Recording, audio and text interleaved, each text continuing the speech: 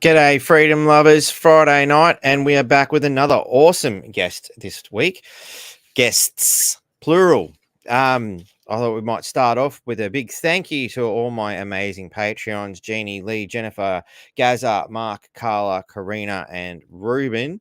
And definitely a big thanks to Fiona, who called out to us recently and made a private donation. But she's gone above and beyond. She is actually responsible for all the guests we have today. So big thanks to Fiona for that. She's really stepped up. Big thanks to Gaza who made a nice donation so that I could afford to buy some more software, and we're going to be getting some music to you guys soon. Big thanks to Shane, who also reached out to us, and Jake Soy, who reached out last week and is responsible for the extra benefit of the fail of the week last week, which is a bit of a fail. I might have to put myself into the fail of the week for the shocking language and excessive alcohol consumption. So sorry to everybody who may have been offended by that little display that I'd put on. I think I said some things that kind of needed to be said. Possibly a little less C words were probably in there. I tried to make light of it, and I even contemplated putting my "See You in the NT" t-shirt on there just to show how sorry I really was, but then that kind of contradicted the whole sorry thing, so I thought maybe not. And definitely a big shout out to all my Indigenous friends. They took me out on country on Saturday.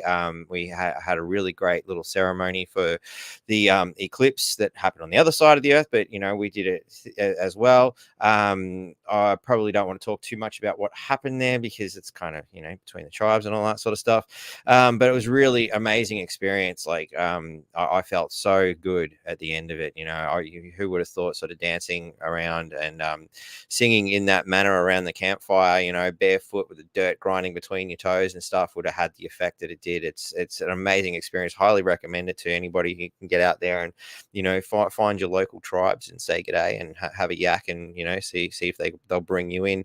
And definitely a huge thanks to them for they actually passed around the hat and come up with some cash for us too for the work that I've been doing to obviously during the yes and the no vote. If you haven't seen my video that I did with the Indigenous people, highly recommend going into our past feeds through Rumble, Facebook, and all that sort of stuff to find it. Even X, the artist formerly known as Twitter, where we I think last I looked at someone in the vicinity of 40,000 views on X, which was just astounding, and it got more views, just as many views after as it did during. So definitely check that out. And they were obviously very appreciative, and we do still have some more work to do with the Indigenous people. So we've got a little thing happening. A documentary. We're still adding to it. It's all coming along. So, g'day, Michael. How you going, mate? Marianne, how are you? I haven't seen that name before. You must be part of the news part. So, for you guys who are looking at this from the Cafe Lockout backup page and the Michael Great Griffiths interviews, I just want to thank Michael for helping me get a few more links going today. Hopefully we're going to get a few more in there to increase the reach, because I think it's important we get these messages out there. Hello again, Laura. G'day, people are the power. Always a pleasure to see you.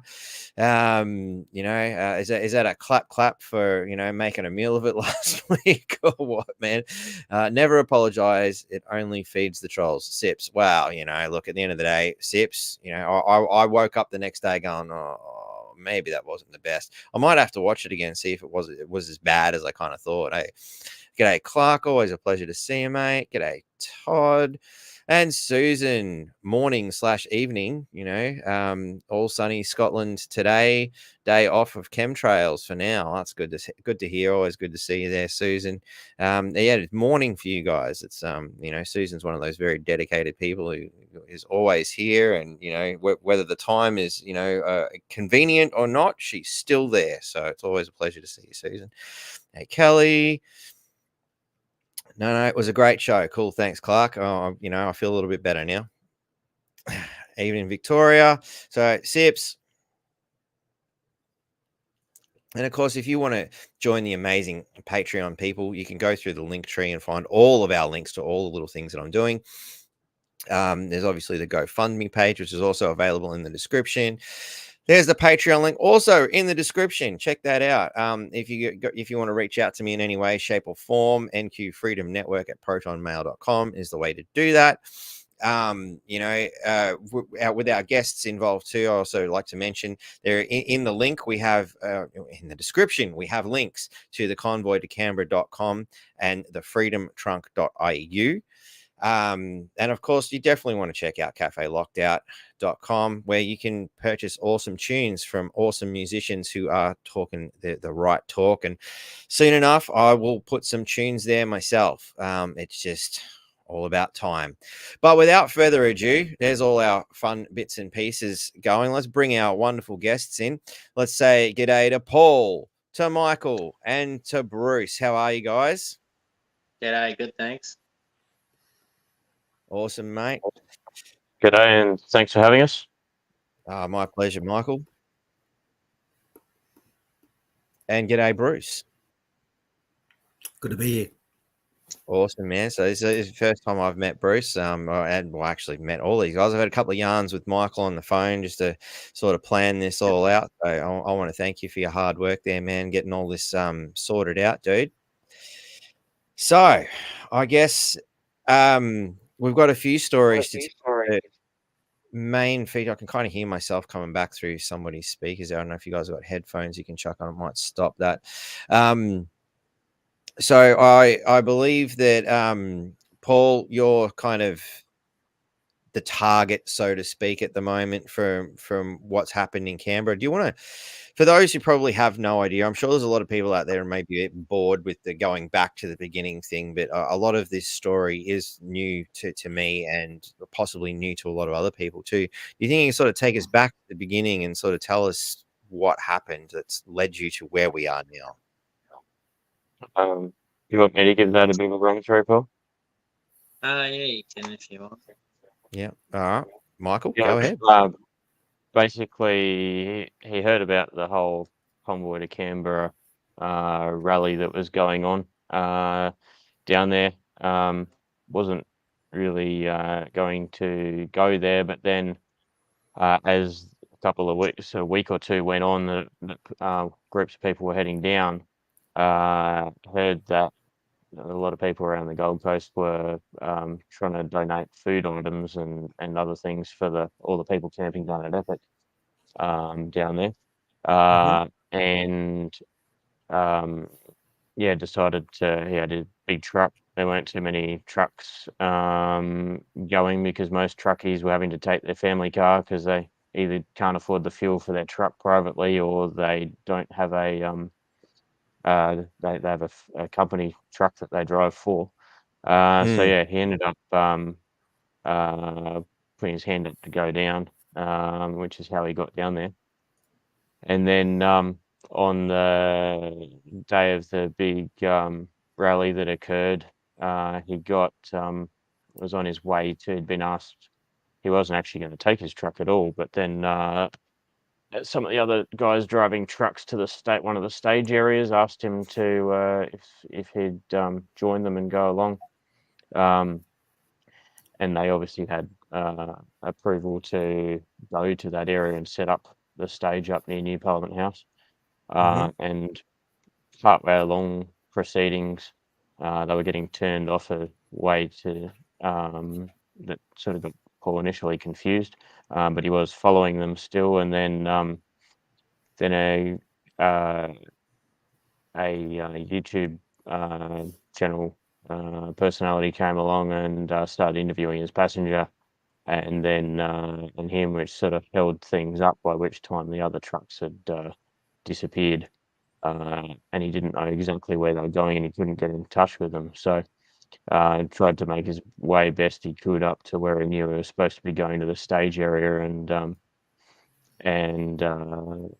also at the request of the YouTube social media guy, and that's where he ended up sort of running into more complications as that went on. Ultimately, he thought he was, it was quite a confusing situation with a lot of people around, and then directions were completely confusing from from the police and anyone else giving direction. Can I And then just they ask, seemed to.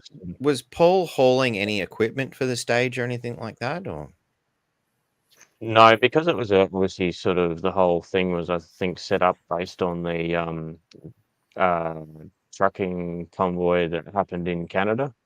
They Mhm. wanted trucks up at the stage areas, Right, and one of the trucks that he was following was also um, was actually the stage truck. Like, I had a big platform on the back for the stage.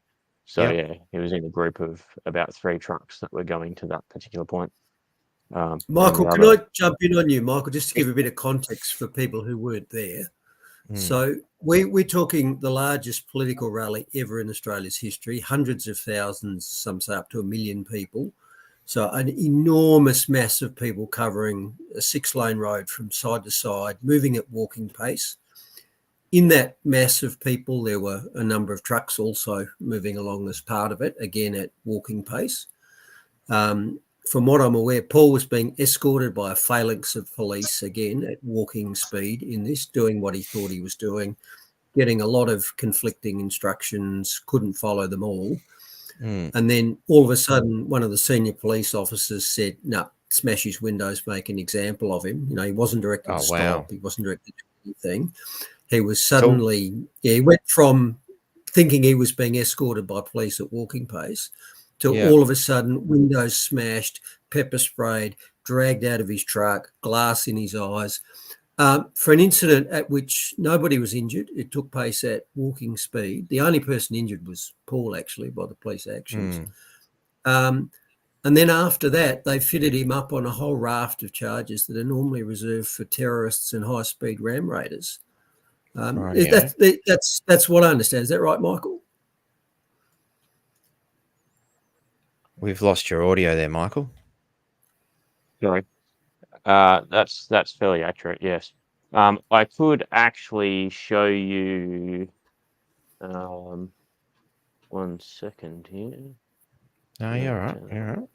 I'm just going to say I can. Trying to find something myself, actually. Yeah, I've got a video clip here that I could play that would show that few chaotic, moments in time. chaotic event, and yeah, I think there was nothing was really, too organised. Everyone was kind of going along to show their support to Yeah. Australia and all the people that couldn't make it as well. So, Mhm. yeah. So from your perspective, man, like you cruising along, you were given a police escort, as I understand it, and then all of a sudden they've just turned and started smashing your windows while you're still in motion, or what? How did that work? Yeah, I was still in motion, and it was a bit of a shock. The thing that I guess ran through my mind and went straight into gear was, securing the vehicle and thinking about, I guess, my surroundings. I guess. So I put, as it sort of happened, I then, I guess, pulled the air brake on and then, unfortunately, one of the police officers pulled the brakes back off. So then I had a little scuffle So with hands and then pulled it back on. And so then, so you cruising along. The coppers who are supposed to be protecting the general public have just smashed your windows while you're in motion. Like, have they climbed up? Like, I'm guessing you're in a prime mover of some sort, because you got air brakes and whatnot, or is it just a HR, or what kind of vehicle we're talking here? I can. you can kind of see it in Michael's picture down there. Not the greatest photo because it's small, but Right, it's yep. pretty much a dual cab prime mover is basically the size of it. It was actually a ex NT fire truck that had been shortened and modified. Right. So I think off the top of my head, it weighs roughly around the 6.5 ton empty, and it's got a How can I BBM make BCM, you? I think 16 ton and 36 ton. So reasonable Wow. size vehicle. Yeah, definitely. So it's pretty unsafe for them to be acting in that manner, which very contrary to what they're supposed to be doing as far as serving and protecting the public. So you've got glass all over you. You've reaped the brake on. How did they then like you said they took the brake off? Have they removed you from the truck and then turned the brake off and just let it roll? Like, So basically, the truck, the air brakes are on the dash on the right hand side, and it's kind of a reasonable sort of sized square sort of button, kind of something you'd see as a like emergency stop on a factory, I guess, machinery, yeah. something like that. If that gives a bit of an idea. Mhm.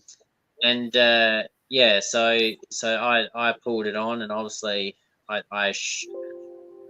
guess I assume yeah, the police officer saw me do that or something, and then just hit it off or something. I'm not really sure. All I got was glass in my face, pepper spray in my face, then just hands coming at me, and I pull the brake on, and yeah, there's hands. So I'm just kind of trying to secure the vehicle. I guess it all just happens in a split second. Um, yeah, and then when it got the brake got removed, put them back on, and then exited out And the just left, pulled the air tanks because with air brakes, or I should say heavy vehicles, they're like a fail safe, so that if you get, for example, you got a trailer on and the trailer comes unattached, airlines brake, and then Mhm. lets the air out, brakes come on. So it's done. Yeah. So when the air's out, the brakes are on. So as long as you drain the air out of the vehicle, the brakes will Mm. come on automatically, despite what if they try pulling them off. You see, Right. and then obviously to re-engage the brakes, you just start the vehicle, let the air build up pressure again, and then you've got controls again. Does that make sense? Right. Yep. Yep. So what happens after the coppers have turned the brakes off and you got hands and stuff going all over you as you say? What happens there, mate? I that's pretty when he much got out just of the vehicle and dumped the tanks as quickly as he could within about 10, 20 seconds of getting out of the vehicle. He dumped the air tanks, which means the brakes lock on until it's not Right. started. So at least it was securing. Otherwise, you've got quite a heavy vehicle that's just basically in free rolling neutral. Yeah. Yeah. So What are the coppers done at this point? Are they trying to prevent you from dumping that air, or consider this resisting arrest or something like that? Or because he got out the passenger side, they've tried to claim that he resisted arrest, um, which is a bit bizarre. right. But yeah, so they or no, they didn't say resisted. They tried to say that he escaped arrest. I think Oh, rightio. because he got out of the truck. Well, couldn't exactly get out the side that they were smashing battens through and sending shards of glass all in his face. Yeah, exactly. Um, It's to me, it seems more like self-defense. mm, no, sort of. You're probably not even in that circumstance. You don't really have a lot of time to actually be thinking about what you're going to do. You just sort of do it because Hmm. uh, at least he had the forethought to realise that if seeing as they kept turning the brakes off, he could at least dump the air tanks, which would achieve the same thing. I mean, there's probably a lot of people that wouldn't even think of that. Hmm. So, Well, there were a lot of people and other vehicles around at this time that were likely to be, in serious danger as a result of the police action. certainly a lot of people. Yeah, yeah. I'll play that video on my screen if you like. Yeah, we'll see if we can't figure out how to make that full screen or something too. I'll Oh yeah, play this for a second. hang I'll on. give you a bit of an That idea. made full screen for me. There, solo layout. There we go.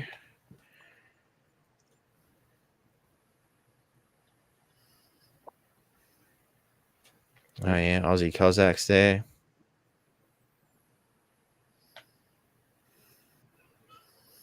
So you got heavy crowd. You got police managing the crowd in front of the truck. I don't know if shoving escorting it, people's if you like. quite. I think shoving is probably how I would call it from what I can see. I don't know if that's management. Maybe I'm a bit kind, but they're not asking the vehicle to stop. What they're doing is they're No. making sure people are safe in front of it. And then all of a sudden it changes. They smash the windows and create a dangerous situation. What's going on? Paul manages the dangerous situation by turning the air brakes on, and then they charged him with putting police at risk. It's absurd. It is.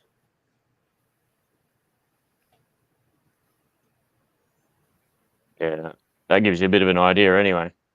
So does that look That's like a nice. high-speed terror attack that is worthy of 20 years jail for endangering police and the public? Certainly not from my viewpoint. Because that's what he's facing, right? Because I was facing 11 years for an incident that happened while I was stationary, and I think, Paul, you had more than that. You're also pretty much stationary. Yeah, So it wasn't going really fast. People were walking faster than him.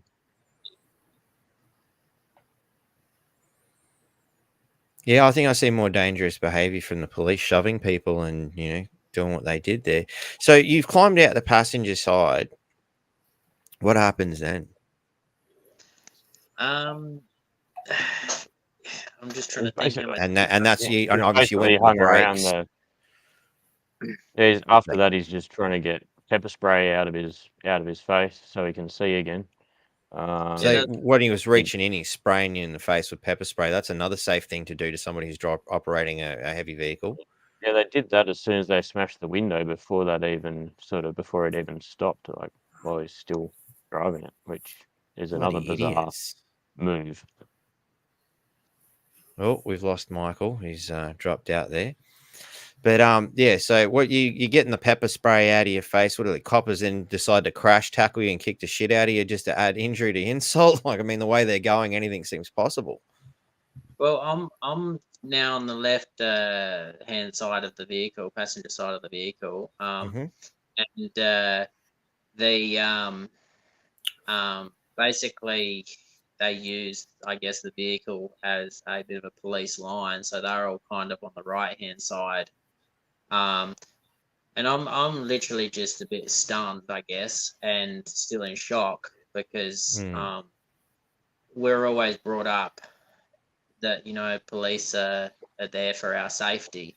And seeing the behaviour that I saw makes you wonder if that wasn't quite true, what we were led to believe when we were the children and thinking that they were kind of our heroes. And Paul, I don't want to burst your bubble here, Paul, but you were driving a very visible vehicle, which was a symbol of the protest. It was a centerpiece of the protest, and orders were given to take you out, and that's what they did. Yeah, they weren't there to protect you or anyone else. You were there to be neutralised as a critic of the government, same as what they did to me 5 days earlier. Try to make an example out of you. Yeah, and continue, mate. The crowd definitely was, I guess, that they were excited to see the truck. They were supporting, I guess, everybody there. Where the police were kind of just trying to. It seemed like from the videos that I've seen after, they were just trying to provoke things. I think that's what it kind of looked.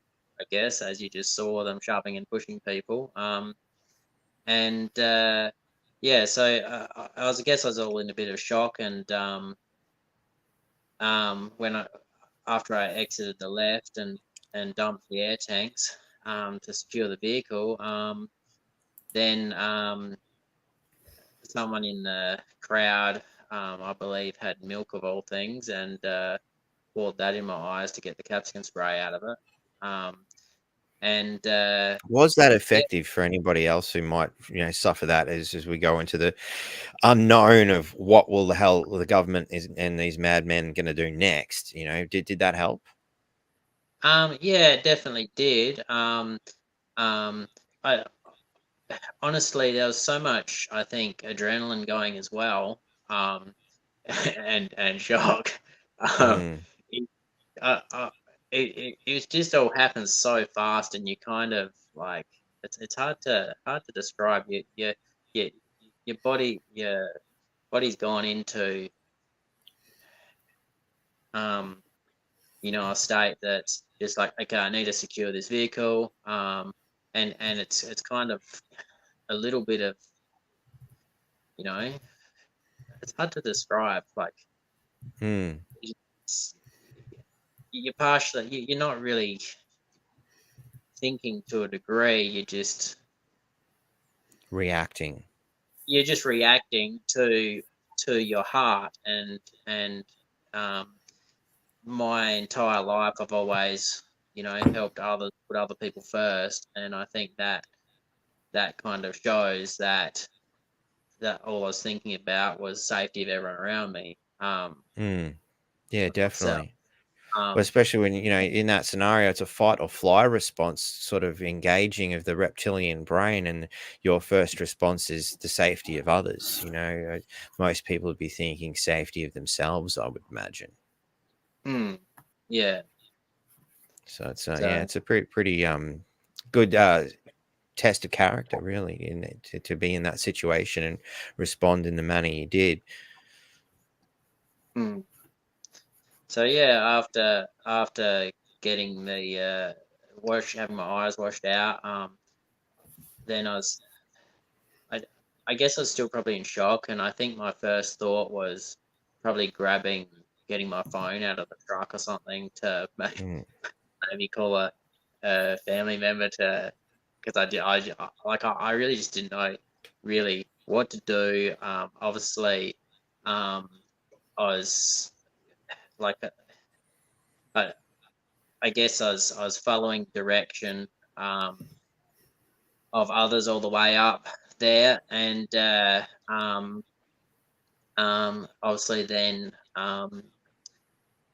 didn't have those directions, and I wasn't really sure. Well, what do I do now? What's like I still couldn't believe how the police had reacted and what they'd done. It just seemed to completely and utterly insane, surreal to me,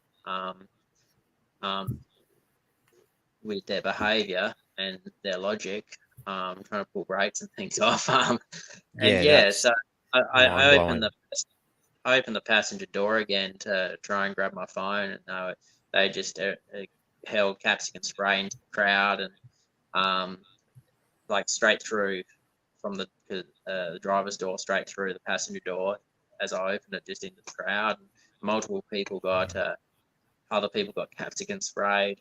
So this seems to be a reckless endangerment of the general public to me at this point. It just seems absolutely crazy. Like, firstly, as law-abiding members of the public, are we allowed capsicum spray? Yeah. It's illegal. Like, you got to have a license for it, from my understanding. So that, these people are supposed to be trained in this. They claim it's too dangerous for us to have, and yet they're just putting it into a crowd of people that are just walking past. They don't even know what's happened, what's going on. They're not a part of anything. It's just absolutely crazy. There's a lady pushing a pram. She got hit with capsicum spray as well. Like, it's just, words can't describe the insanity of their actions. And Paul, not only does the event make no sense, but 2 years plus later, the follow-on makes no sense. I mean, you're still facing, is it a Supreme Court trial, up to 20 years in prison? You've been charged with, and we think, what the hell happened with the incident? What the hell's happened afterwards? They've continued to bastardize you and oppress you just to make a point. None of it, anyone who's seen the video knows it's not justified. And presumably you showing that video in court like I did will show that the police charges are complete fit up. But they're still persisting. 2 years later, they are still hounding and harassing you for an event that they engineered themselves, and an event at which no one was hurt. A walking pace, no injuries. 2 years later, you're facing a very serious trial. And the strange thing is, when I asked what I was arrested for, they couldn't tell me. They wouldn't tell me, and I found out effectively what I was actually getting arrested for on the Monday. Like, it's like, I don't know. So let's sort of come back a bit. You know, you're reaching in for your phone, pepper spray is being sprayed throughout the world, sort of thing. You know, I'm interested to know a little bit more about what the crowd was like. So obviously, somebody came to your aid with milk. Were there other people sort of coming to your aid at that particular juncture before you start to go into the car or the truck again?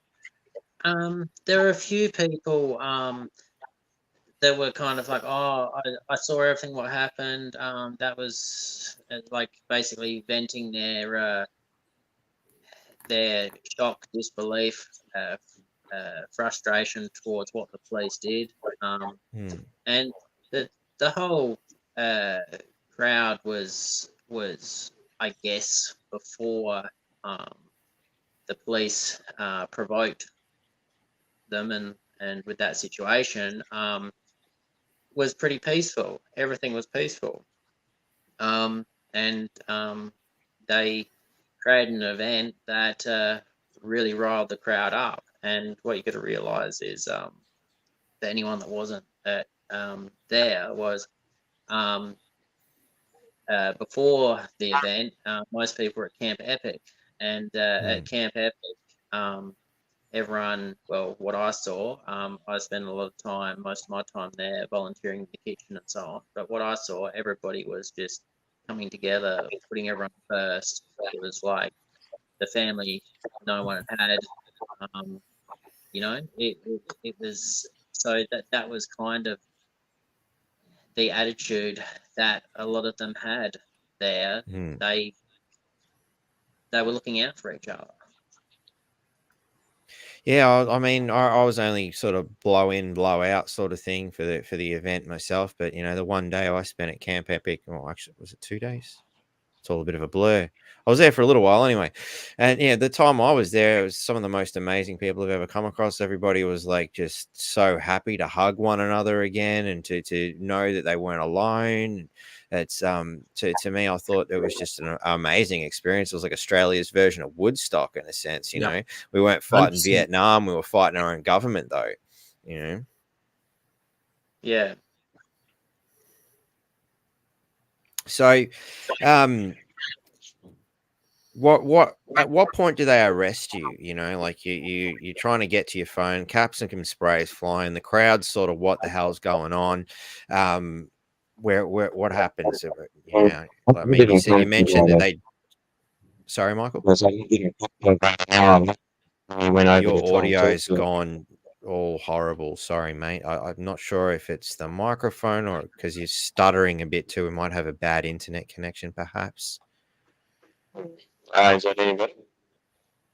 Nah. I don't know if you're able to get like a fixed cable to your internet or something to that effect, or closer to a hub, maybe. So, all right. This is a good opportunity as any for everybody to have a sip.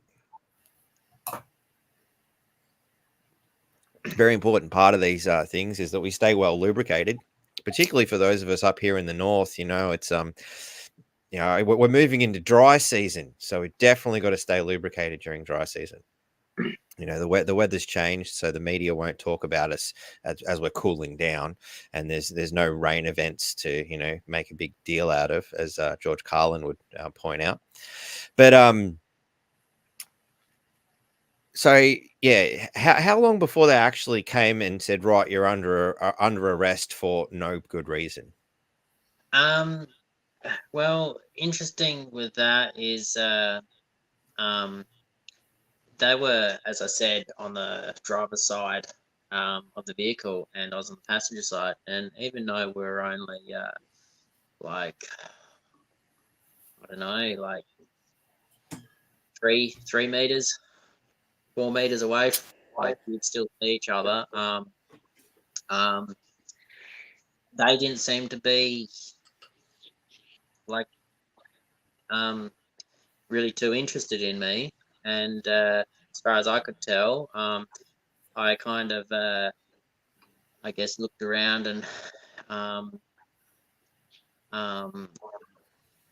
yeah, So tried there's to no mad urgency to arrest you. It's just it's almost like they're waiting for further instructions. Just attack the truck, go nuts, spray the driver, and then they're like standing there stunned themselves, trying to figure out what to do next. Or yeah, I think is my audio up here? very distorted, my friend.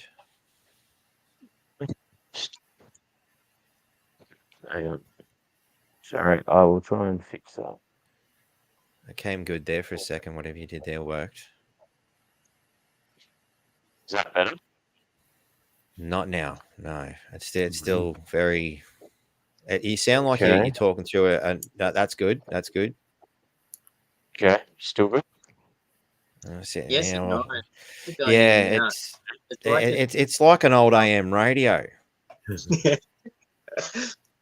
How many Well, that's people good, remember the old Is that any radios? better? Is that consistently okay now, or That is there for a second. Let's see how we go. okay? We'll see if that's got it. Whatever, dodgy plug. Yeah, I was going to say that he was basically around the sort of near the truck and near sort of where there was crowd and everything, like nearby the truck for about an hour before. It wasn't until he went and had a chat with the police to say, hey, what do you want me to do with the truck type of thing, that then they decided to haul him off and arrest him. So, Oh wow!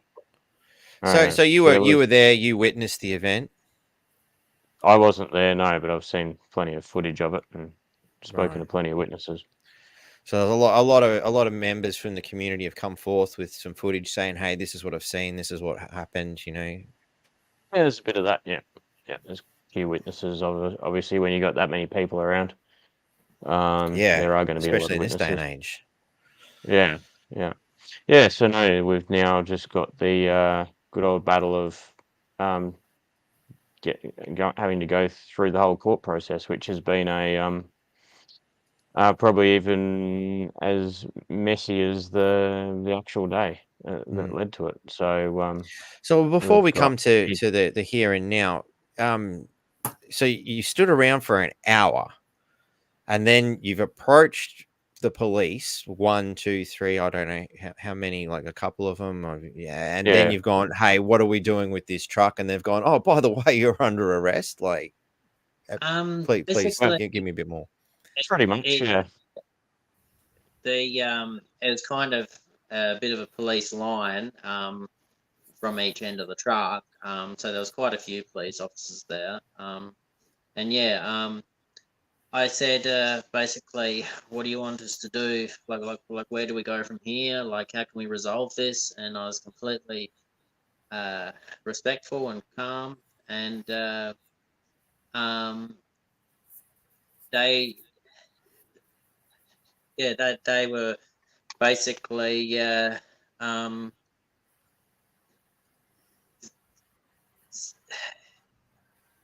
I'm trying to work out how to explain Well, obviously, it. you got to be careful too, because this is an ongoing case, and through court, yeah. I mean, as it is, I know the Townsville Bulletin are possibly watching. G'day, guys. I know Win TV's watching me now, so g'day, Win TV. I'm Struth, because of the nature of what you guys are involved in. I guess the federal police are watching. G'day, guys. So obviously being mindful that we don't want to cause any further harm, and we don't want to throw any more bait in there to catch more cops. Yeah, I'm still trying to fathom how this has gone down. Like, you've gone, as Darren Dixon would say to me, you've gone to make peace with your fellow man. That's the general principle. But these people continuously, they don't want peace. They seem to want chaos. I was trying to just resolve the situation, like how like. Well, he basically figured they didn't want the truck there for the rest of the day. It was only 70 meters away from, by the way, at this point, it was about 75 meters from where the stage was, where it was actually meant to be at the stage. Like, you could see it from there. It was just actually a little bit further around the corner. Right. Yeah. But anyway, they, then had they other basically, ideas, obviously. I explained that I previous past brain injury, arm injury, and so on, and so on, and then they were just trying to get me around the back of the truck by saying that let's talk about around here, and so on and so forth. And would you say at that point they're trying to separate you from other people so that they can do whatever they like without witness? Or Quite I possibly, guess but I know Paul it's generally a shouldn't be going police into too much tactic. detail on this.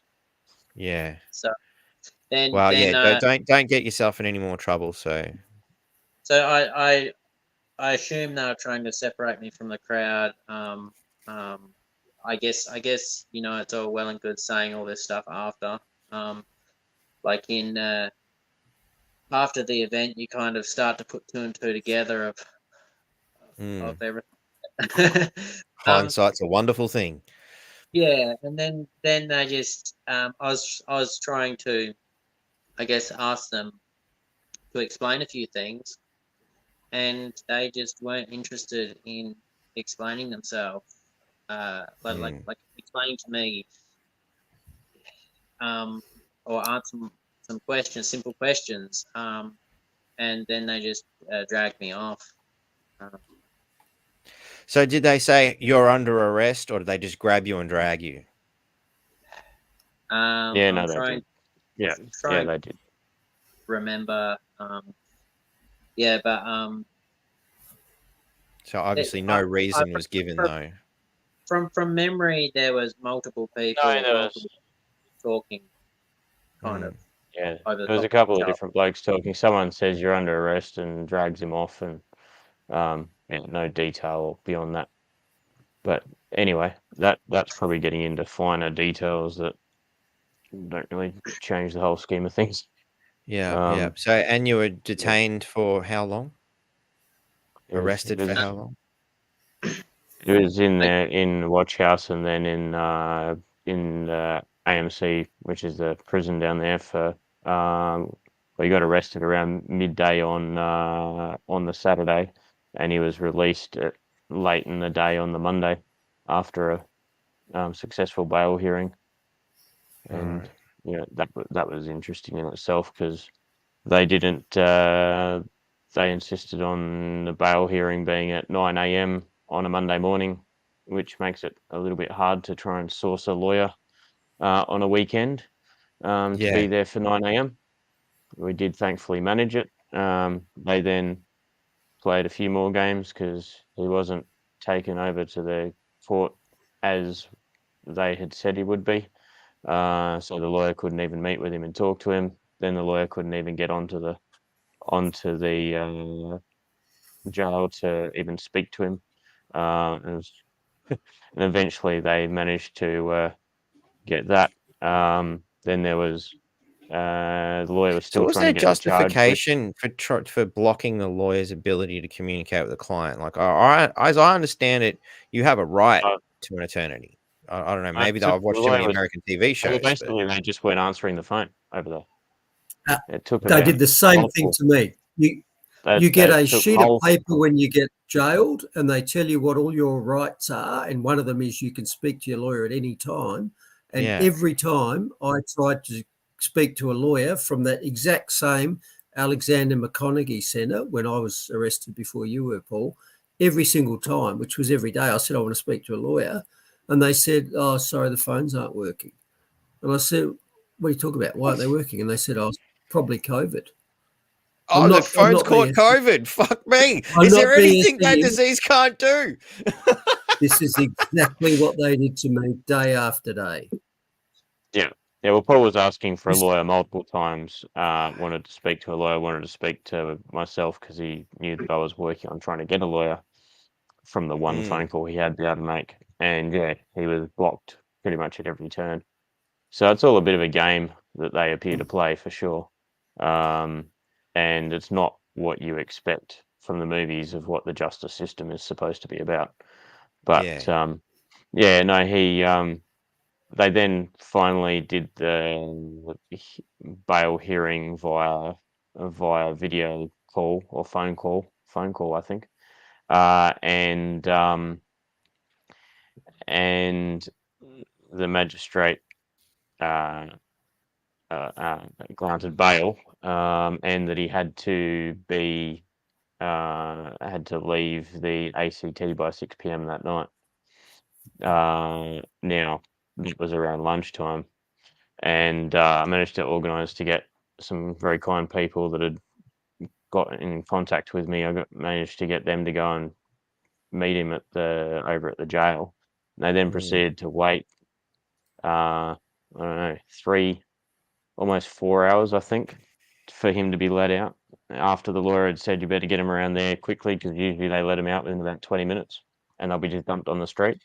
And so of course, still took 4 hours after bail was granted for you to be released.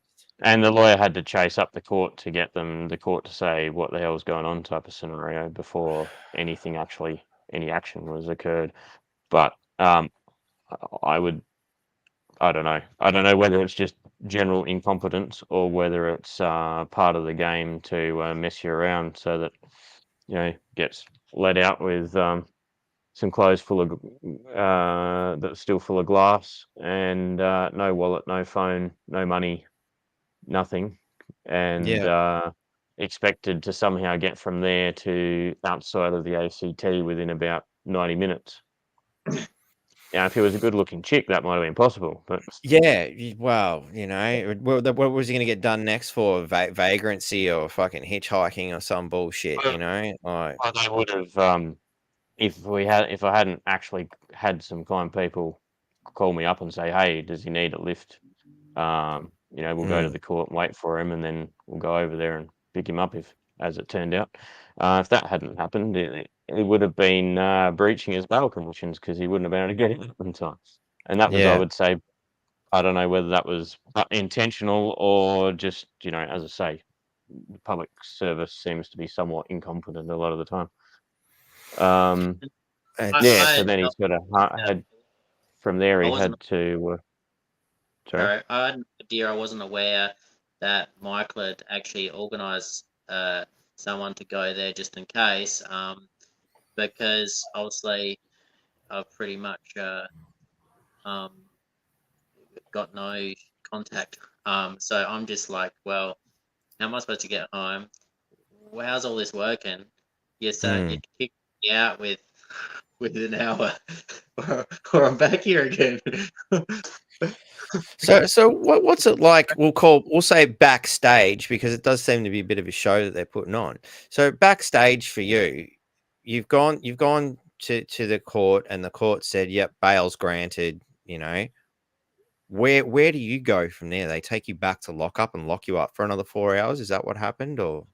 I was just given a phone through the letterbox of my cell door for court, Same. Then I said, well, I haven't talked to a lawyer. I haven't talked to anyone. I don't know what's going on.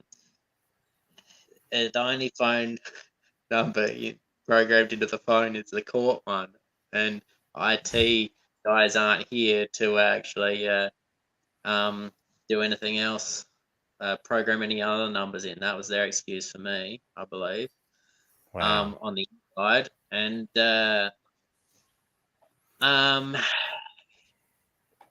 that's ridiculous in the world we live in, because we're supposed to be like living in the future, and we can't even Yeah. have an out call. So yeah, then basically you're just sitting after you've hung up. You're just sitting there waiting, and yeah, you don't have a clock, so you don't know what time it is anyway. And so It yeah, just keeps getting better, doesn't it? the only thing you can do is see the shadow moving on the wall because you have like tiny little cell, and then there's a tiny little outside cell with a door that gets opened sometimes a certain time period during the day. But from memory, you can can't quite remember if it might have been a bit of glass or something you see through it, or I can't really remember. But when it was open, I was just like, because you got like this tiny little toothbrush, because you don't get a full length one because you might stab someone with it. Oh, And right. some, and some toothpaste, and so I was just putting a bit of toothpaste on the shadows of the wall, and I did get a biro and a piece of paper. I don't know how they think you can't stab someone with a pen, but anyway.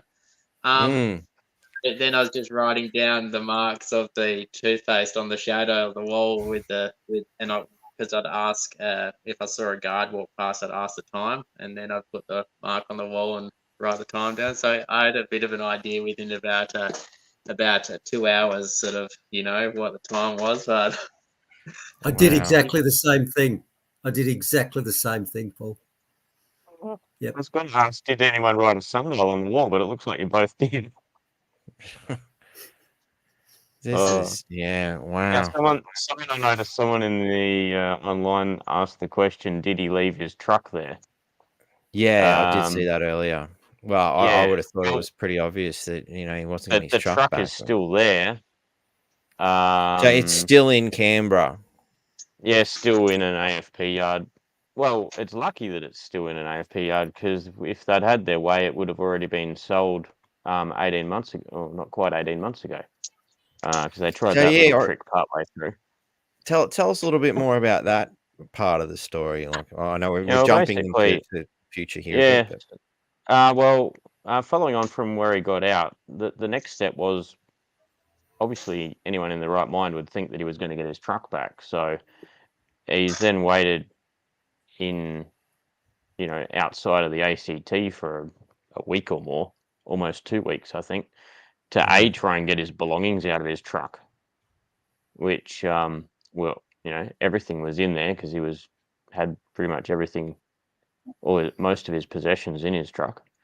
And he was actually only going to be in the ACT for that weekend, because on Monday he was going to be heading on to sort of down towards Victoria, and then heading over to our parents' place in Adelaide, because Mum hadn't been very well.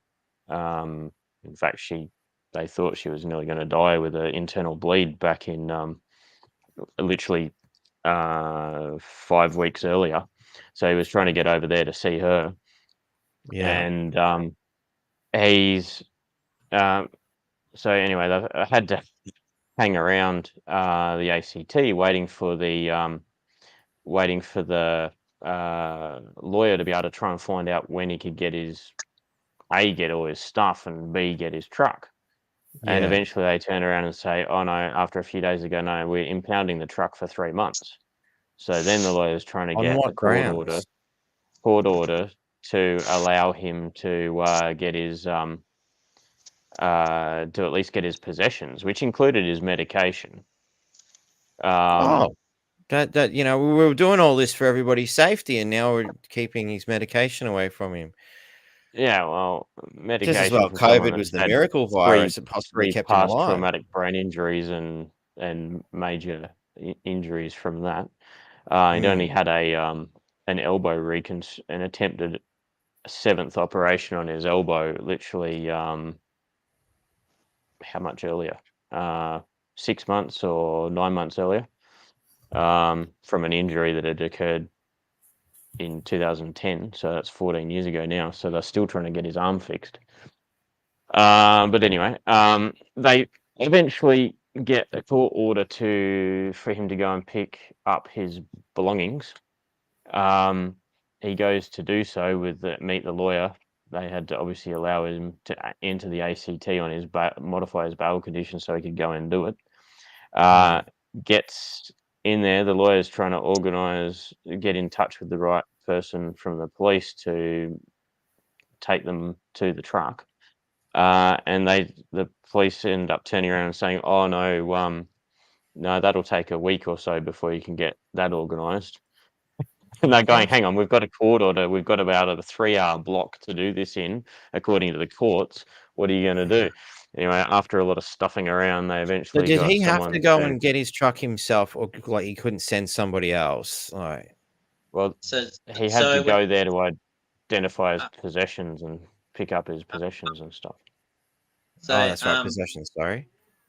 after I went there and got a court order to be able to get my personal possessions from the truck. And the court order said I had to go from that courtroom directly to AFP compound, pick up my stuff, and go from that compound directly out of the border.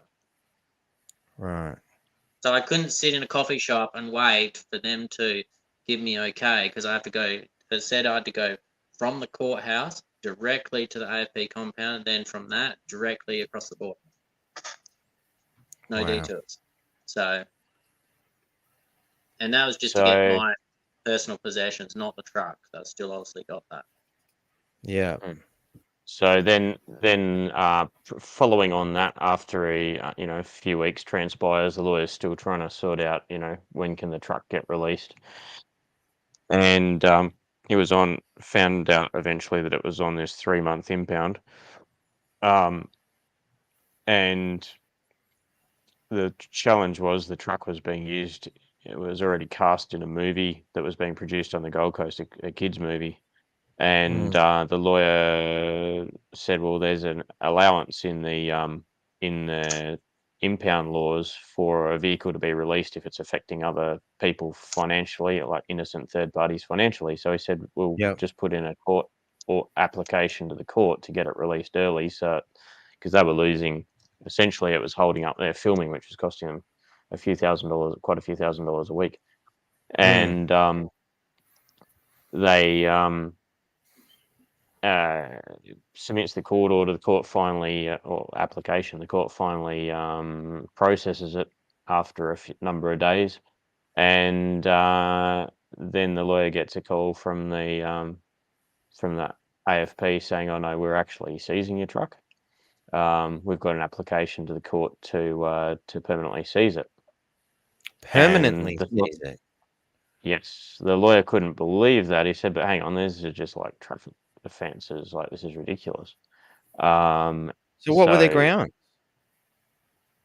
They tried to claim that because they charged him with things like furious, reckless driving, which is obviously what he was doing while being escorted by about half a dozen cops. Yeah, well, I mean, the footage definitely shown, he's doing doughies and everything. Like, furious. And then based on that was the main reason why they thought they had grounds to seize it. So they then proceeded to make some fairly serious legal arguments to try and support that. Ultimately, they decided that they needed more up their sleeve to support it. So 8 weeks after the original event, they've then sent through an additional 2 charges that they've come up with, which are somewhat preposterous, but one of those is a 15-year charge and the other one's a 5-year charge. So that was like slap another 20 years onto the whole thing. Are we able to discuss that, or is that? Yeah, they a charge that had been created literally probably 5 to 6 weeks before this event, called Drive It Police, that they created. So they created a Um, whole new law, waited for it to pass, and then hit him with it. No, this was done in December. I think it was created in December prior, so literally about 6 weeks before the event. Right. And it's from what I understand, having read the act that it's created under, it's meant to be if someone's like, it was created after that crazy person in Victoria drove. What happened? He ended up getting involved with some sort of police altercation on a motorway, and one of the police officers was run over, I think, and ended up dying at the scene. And this idiot proceeded to film it on YouTube Oh, or yeah, I Facebook or some remember stupid hearing thing. that. Yeah, Absolutely yeah. disgusting behaviour. Yeah. But the ACT decided apparently that they wanted another charge that was more serious than what was able to be used in that circumstance. So Mm. that's where this charge was created. So then, obviously from the footage, you can see that there was no intention to drive at police or run over police or any of that garbage. Yep. But because there were police decided to step in front of the truck when they escorting him and started walking backwards with the truck, all of a sudden, they've then decided that he was clearly driving at police. Well, so that's where they've plucked that one from.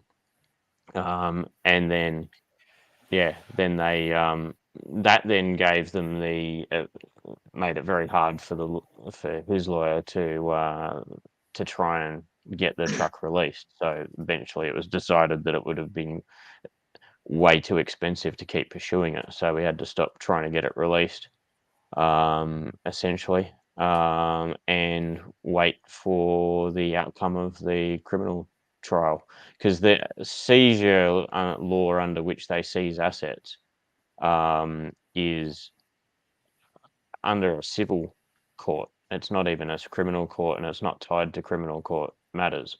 So, as much as that can be the impetus for having charged on that or seized it, even if there's been circumstances of people having been found not guilty or their charges being thrown out, and still having had their house seized and taken from them, and they've never gotten it back. So it's pretty crazy stuff. This is And this truck is madness. not just your average truck. It's about $215,000 to replace. Last we checked, last we got a reasonably accurate pricing on it a year or two ago. So I would suspect that they've done that because they knew it was his only real asset, and they knew that he was going to be up against the wall with a fairly expensive trial, because once they throw that charge on, it takes it into the Supreme Court instead of the Magistrates Court, which then is a much more expensive process, because it needs a barrister and everything else. So you're talking $100,000 to $200,000 for a trial in the Supreme Court, and you don't get Yeah. a costs award. Not, as Bruce found out, even if you do get a costs award in the Supreme Court, it's not terribly helpful anyway. As it would appear down there. But he now, we would say that that's probably part of the reason why they seem to have seized the truck, to stop him being able to sell it to fund his trial or legal representation, because he's also on a pension, and they know that, so they know he doesn't have any magic money coming from anywhere. The truck he'd put everything into in the weeks and months leading up to this. Like, he'd literally sold his TV 2 weeks before he went down there to pay for the last of the work that he was doing on the truck to set it up as a chauffeuring vehicle, which he'd just pretty much got it set up to do. He was on his way after Canberra. The place he was going to was an actual truck mechanic to get a couple of things just fine-tuned before he went back home, saw mum and dad, and then he was going to head back up here. And he'd already had his chauffeuring license approved, and he'd already started arranging a whole lot of promotions. He'd sponsored the Gold Coast Car Show, literally, which was a pretty big event, and been a major sponsor of that only a couple months earlier.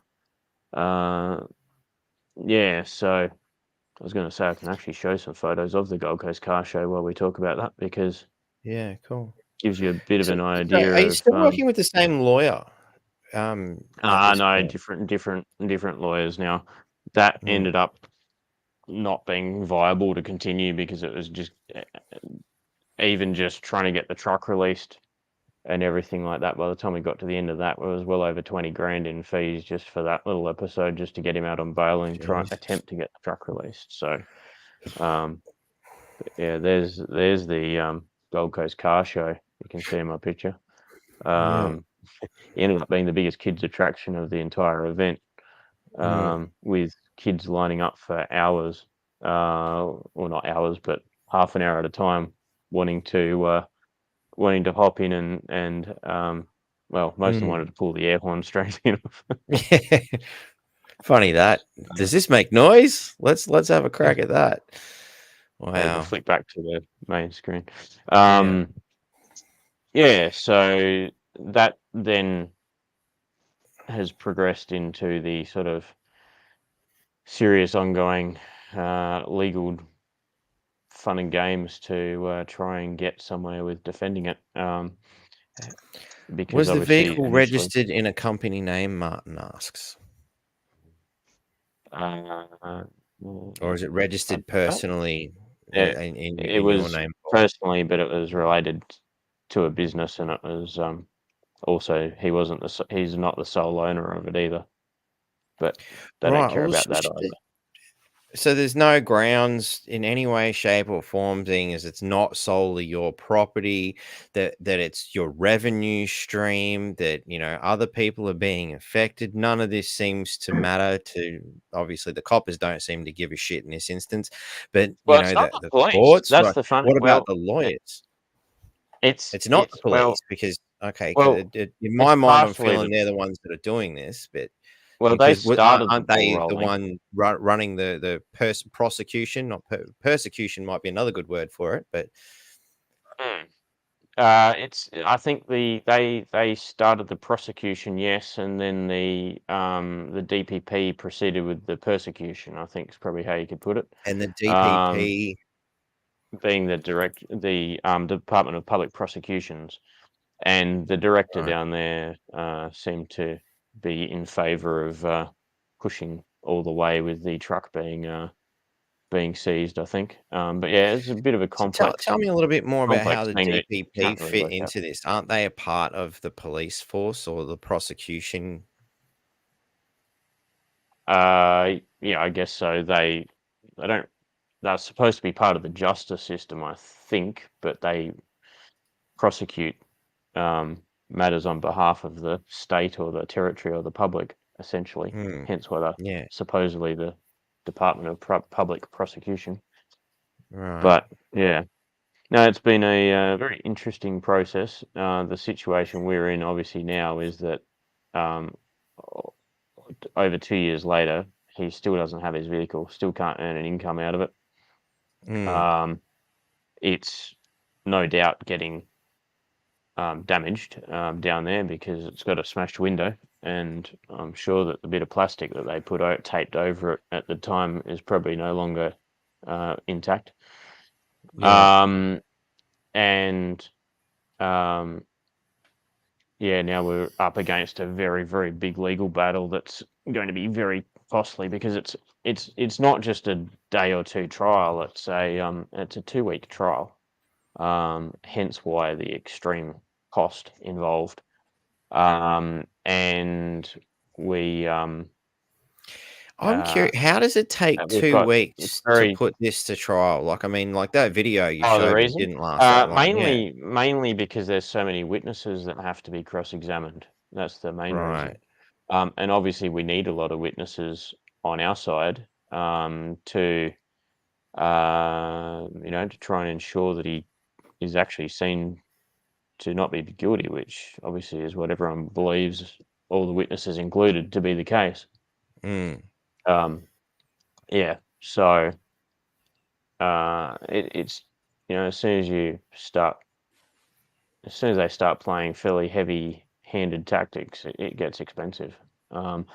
We're very lucky though. We have a legal firm that is taking on the case, knowing they are not likely to get paid their full normal amount at all, and we're very appreciative of a lot of people who have put money into the fundraising campaign that we've been running for the last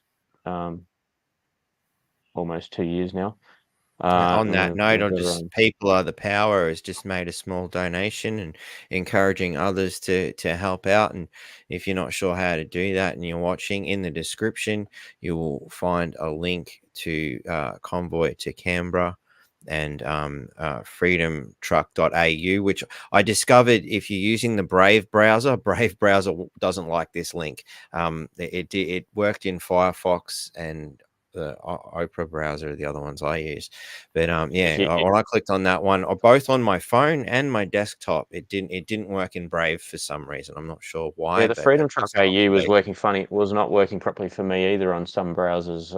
But the Convoy to Canberra one seems to be actually behaving itself. So Yeah, that one worked on and Brave. that So yeah, gets you just through. thought I'd point that out to people, that if you're having trouble, it might be because you're like me and use the Brave browser or something. And there's plenty of other browsers. I have multiple browsers because some work well for one thing, others work well for another. I don't like somebody asked me the other day, what's your favorite band or whatever. I'm like, fuck, seriously? Any idea how many CDs I have? I don't do this favorite shit. But and same with browsers. I like variety in my life. So Paul, can you tell us how has this, with the exception of obviously coming up with the costs and shit, but what they've done to you, how has this affected your ability to earn a buck and survive? Well, obviously, the purpose of the doing the chauffeuring with the truck was to get off the DSP, and actually, hopefully, do something with my life around my health and so on. So yeah, that basically shut that down. And how's it affected my life? It's it obviously, firstly, you've got a massive mental stress, not only with me, but obviously family members and everyone that's involved. And it just extends. It's not just a simple thing of, the truck got impounded. It's as Michael was saying, it's affected the person, the people involved in the movie that it was in. There was multiple other things I had it teed up for. So the Gold Coast Car Show, it's missed a few of those, missed a few supernovas. Supernova's on tomorrow actually, and he's supposed to have the truck there for supporting a another movie franchise there that is actually is heavily tied in with veterans, are quite involved with it also, and it's supposed to have been there at the last two, ones in Brisbane and the last three in the Gold Coast. And that was contractual arrangements that were supposed to be in place. And he also had sponsors from some businesses that had one of them had done $30,000 worth of work on the truck, and he hasn't been able to fulfill his sponsorship obligations there to them. So Um, how he's- are the other people who are being affected dealing with this? Are they like, hey man, it's okay, we understand you're getting screwed over, or are they disappointed? Are they taking losses? Like, I can think of multiple scenarios, but I'll just let you answer the question.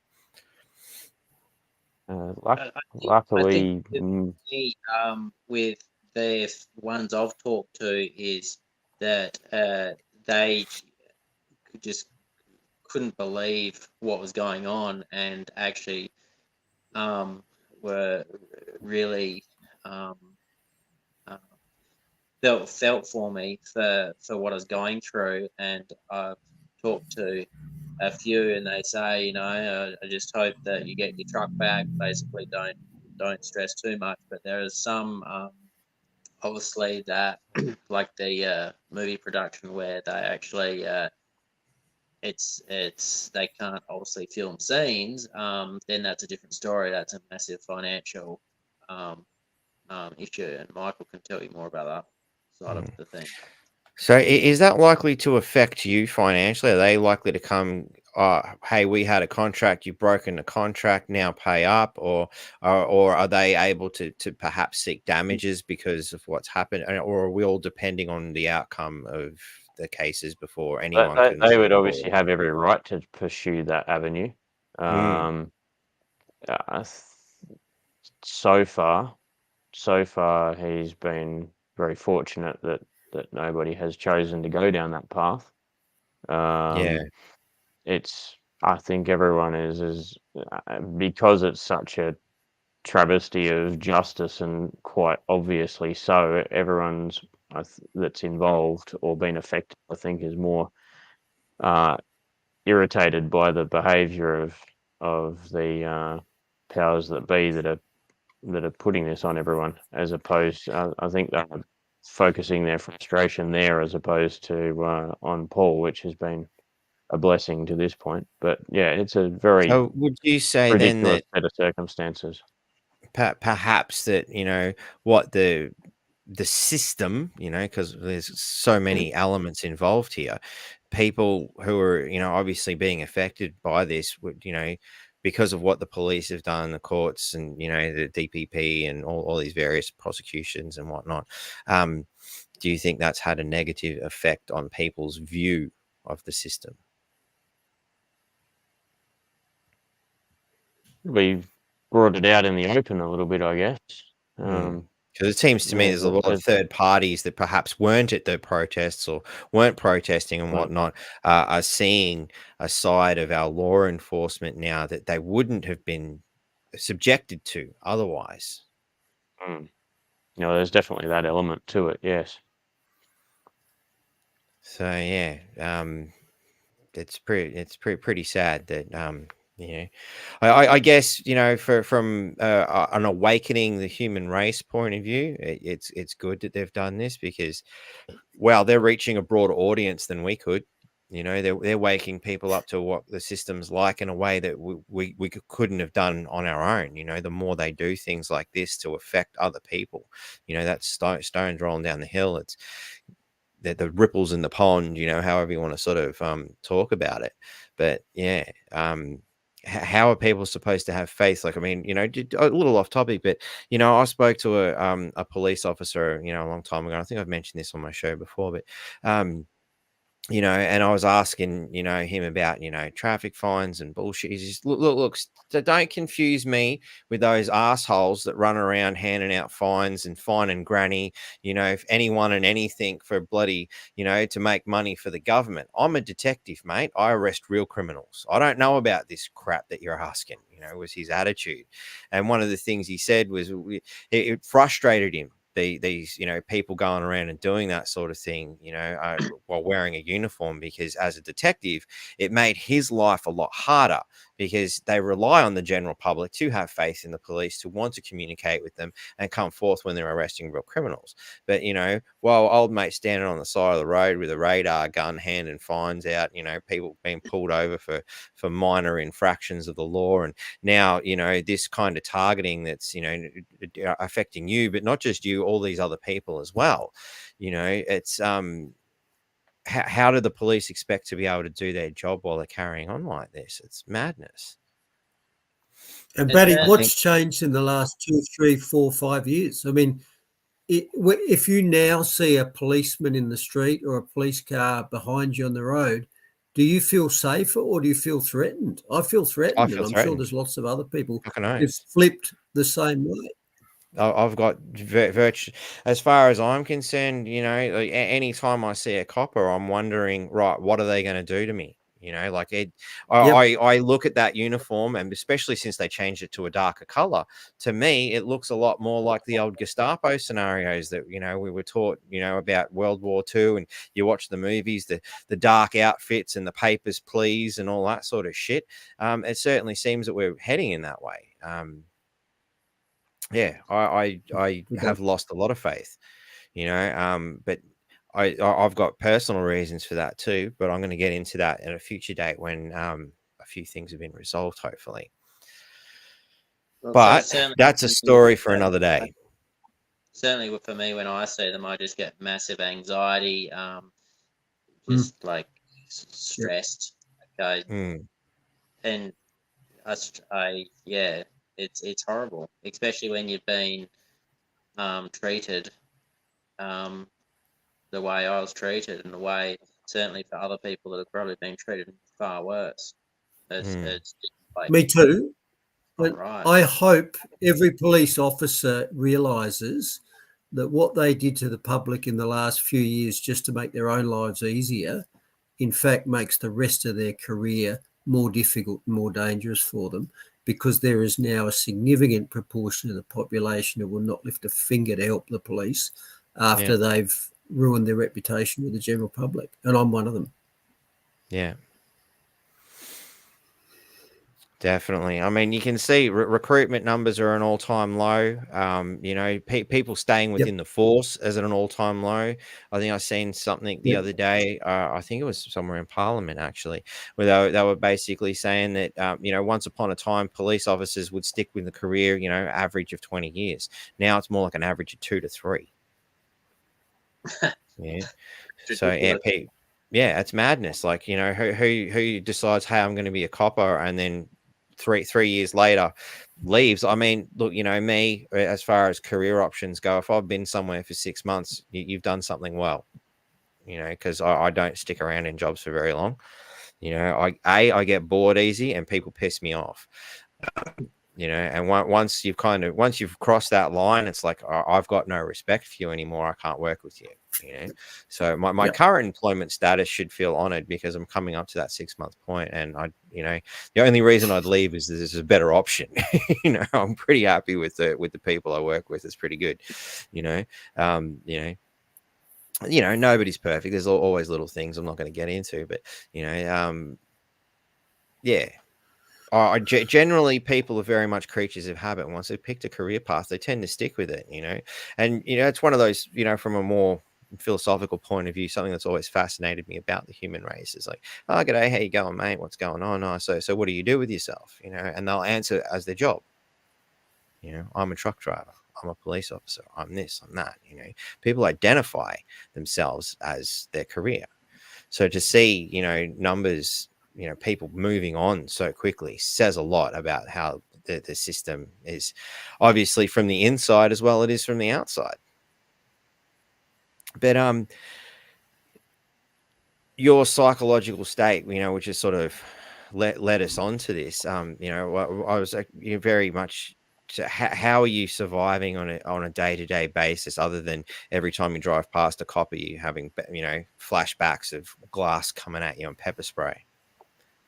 Well, I certainly when I can help it, I certainly don't like to be on the road. That's for sure. Having said that, I have done a lot of interstate travel, but that's been solely for this whole process. But yeah, I just I don't feel relaxed when I'm driving the road, and I don't feel relaxed at if I visit any family members, because I know they have their address, and I've experienced what they do and what they do to family members when they want to put pressure on you. So Is that it's something you can elaborate on, or is that something we should leave until the smoke clears? yeah, leave till the smoke clears. But Yeah. the One whole of the easy ones that we can elaborate on there without going into exactly the direction Paul was talking about is, as we mentioned, touched on briefly earlier, in at the end of 2022, they notified Paul of the fact that the public trustee and guardian intended to sell the truck. Right. Now, you'd think that that wouldn't be possible when the trial hasn't even occurred. Yeah. But no, under their lovely little act under which they have these laws, they can supposedly have a few different reasons under which they can try and sell it. They incidentally, they supplied this notice 5 weeks after the notice was written and 2 weeks after the impending date of sale that was given. Whoa. So they wrote a note saying we plan to sell They your wrote a letter, car. official letter from the 5 public weeks trustee and later, guardian. they send it to you. Correct. 2 weeks after the date that the sale was meant to potentially going to take place. So theoretically, by the time you get the letter, it was sold 2 weeks ago. Obviously, this didn't transpire. So we go and do a regio check on it. It doesn't show up anymore. Vehicle can't be found. So we end up obviously taking a pretty harsh response back and going, yes, we will be taking the option of lodging a court application to have this stopped and block you being able to sell it. Please give us the status of what the status of the vehicle is, where it's at, and we then proceed down that path. In the time that we're then preparing applications for the court, obviously this is all self-represented because he doesn't have a lawyer at that time. We get the applications underway to get a court hearing to try and stop it. Within about a week or so, gets another letter in the mail saying that there's now 2 counts of the driver police charge. So they just sort of magically additional 15 years is appeared on his paperwork. And how long after the incident has this transpired? Well, this was in October of 22, and the incident occurred originally when he was charged was in beginning of February 22. Yeah. So that's like it's 9 months later, pretty much, almost 9 months later, 8.5 months later. So that seems to be the sorts of games that you seem to be subjected to. We then have to the whole court application to get that one sorted was interesting in itself because they came up with the offer of a bit of a deal before it went to court. That was all. We ended up reluctantly agreeing to it because it wasn't perfect terms, but it was better. At least it would mean they wouldn't be able to sell it until the end of the criminal matter. And then on the morning of court, about 10-15 minutes before the court hearing is due to take place, they notify us that we've had to make some changes to this offer. Just sign here, and it'll be all good. We read the changes, and it basically says that they won't sell it off the letter that they sent, in October. Oh, so it basically opens them up to write a new letter and have another crack. Oh, you spotted that little trick. Yeah. So that somewhat incensed the magistrate. So the magistrate was on your side at this point, going, "You guys are crooked." He may not have been on our side, but he was on the side of some degree of sensible justice for a change. So ultimately, I want to ask a question there, but it might not be prudent given that you're still in court. And I'll reserve that one. I'm going to tuck it away for another day. Well, we ended up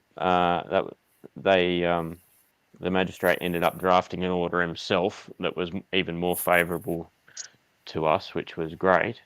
Awesome. But then soon thereafter, we realised that some emails had come through from the from the magistrate's assistant saying, "Can you please jump back into the court hearing?" We go, "Hang on, the order's already been given. The court hearings, the hearing's over."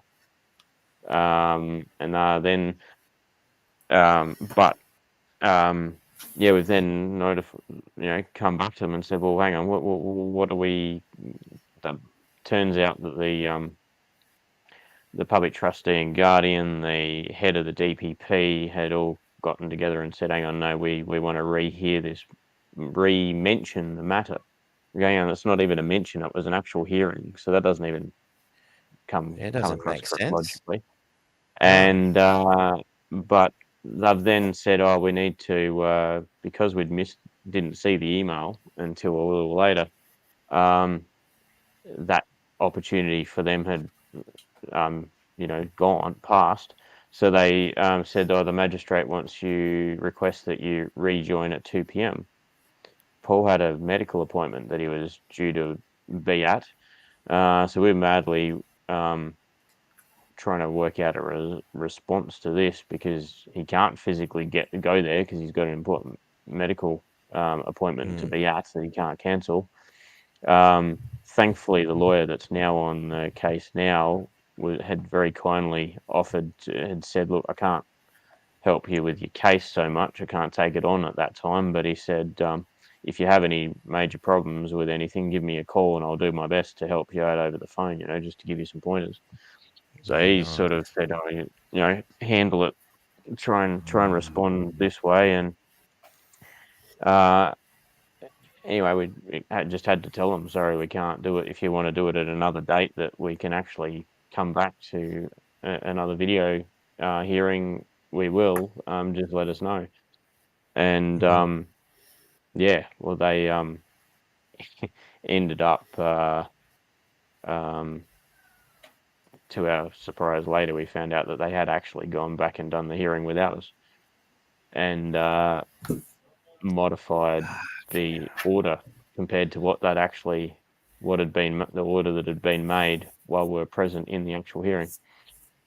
Dodgy So as. they And were then the magistrate's gone from doing the right thing to, "Oh yeah, no worries, we'll just do this in the background." I don't think it would have been no worries. I would think it would have been some fairly firm suggestions from other outside avenues, sources, I would suggest. But that's If just you'd like me to reading keep between your lines. job, you better take this. I would suspect. So anyway, that We ended never up heard that being from the government. one of the changes was that the matter that was now, instead of a final order, it was now adjourned until May of last year. So that was 5-6 months after the fact. And yeah, ultimately that all fell into line with when the director down there fell out of favour with the whole incidents with that Brittany Higgins, Bruce Lehman case. And I don't know whether that had any bearing on it or not, but ultimately there was some other stuff that we had to send a heap of extra information through, and they ended up agreeing to drop the hearing and leave and allow the order to remain, because they were still intent on getting that order overturned, and they were going to bring them, I would say, 3 to 5 lawyers present to fight it. They seem to be absolutely hell-bent on trying to get the truck sold. So anyway, that I guess you could say was a pretty good win in a way, even though it still doesn't seem like a win to have a truck, $200,000 truck sitting in an AFP yard down there, getting damaged by weather. Yeah, at least they haven't been able to sell it, hey? No, it's almost like they know they're going to lose the overall situation because it's all trumped up bullshit, and then they've got to hurt you somehow, Yep. Well, it seems like the process is much of the penalty. It would appear, based on how long, based on our experiences to date. I mean, the fact that we then in July of last year had the had their hearing, or the to call over hearing, they call it, to set the date for trial. So that was July last year. Now they were setting dates for the period of November, December, and then basically February and March and April. And they, strangely enough, didn't call his forward until they'd set about maybe 14 other people's dates. And the standard procedure is the longest trials they call up first and set first, because obviously you need to fill out the empty calendar first with the big dates, and then you fill all the little ones in around it. So they get ours up, and they go, "Oh, right, so you need a 3-day trial." And I'm going, our barrister goes, "No, this is like a couple of weeks." "Oh, we had on here 3 days." I'm going, "Well, no, you'd been notified like almost over 9 months ago that it was going to be a couple of weeks." So yeah, so that's why it's now the 24th of June it got set to. So as of July last year, the soonest they could actually run the trial was the 24th of June this year, like almost, 11 months later.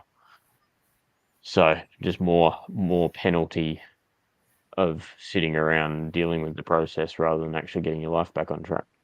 Yeah, it's amazing how fast they can move when it comes to revenue hunting. But it's when it comes to actually dealing with real crimes and stuff, it will just drag that the fuck out. It's... Well, in this case, real defences for no crime. But yeah. So anyway, in 24th of June, there'll be a 2-week trial down there. We're about halfway through what we have to raise for funds. Right, yeah. About 40 grand. If we can get to 80, it will at least keep the lawyer and the barrister on the job, even though they'll only be getting about less than a half of what they would usually get charged for that, which means they're mostly doing it off goodwill. But yeah, so we've sort of got to try and get to that point, and so we've got a barrister and a lawyer the whole way through, because it'd be a little bit challenging not having one for half of it. Oh, I can imagine, especially seeing. So this is Supreme Court, you were saying? Is that correct? Yeah, Supreme Court in the ACT. Fucking hell. Can't imagine anything's going to be cheap in that scenario. Amazing the price of justice. You're supposed to live in this amazing free country and all that shit, all the crap that they tell us, and nothing's further from the truth when it comes down to, truth and justice and freedom and all these things that they've been selling us all these years. Mate, I can't imagine what it's going through for you, Paul. But so have you taken a bit of a career change in order to sustain yourself? I mean, are you able with your disabilities and all that sort of stuff? He's on a disability pension, and he's on that because he has a lot of difficulty working due to his back and neck and shoulder issues and whatnot. How'd you go driving a truck with those kind of issues? Like, I mean, I drive heavy rigids myself, and I've sitting there for a few hours after a while. I can imagine the back would be getting pretty sore. Like, I mean, I've nowhere near any of the issues you do. He wasn't trying to set up a business that would have been driving long hours anyway. He would have been doing pickups on the Gold Coast, a chauffeur drop off. It would have been like a 15-minute to half-hour quick in and out trip. And he's on good roads, good city roads, no potholes and mess like that you get in the open not the country kind road. of crap we get between Townsville and Cairns, for instance. No, that's right. And he would have. Sorry, what was that, Paul? I was going to say, having said that, when I actually went down on the convoy to Canberra, part way along, I was definitely feeling it and the fatigue and so on, and I ended up grabbing someone else that was on the convoy who had a HR license as well, and then we took in turns. That made a lot of difference. Yeah, nice, nice. So you think again, the government be supporting someone who's on a disability pension, trying to get out there amongst the community and do things, and instead, we've got a police force that's targeted a disabled person, and he's attempt to reintegrate into society. It certainly doesn't look good for them.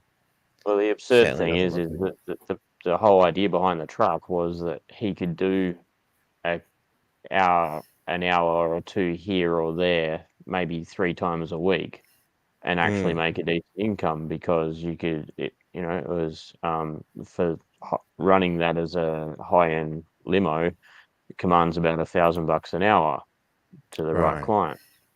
Yeah. So you can actually do 1 or 2 jobs a week and actually, cover your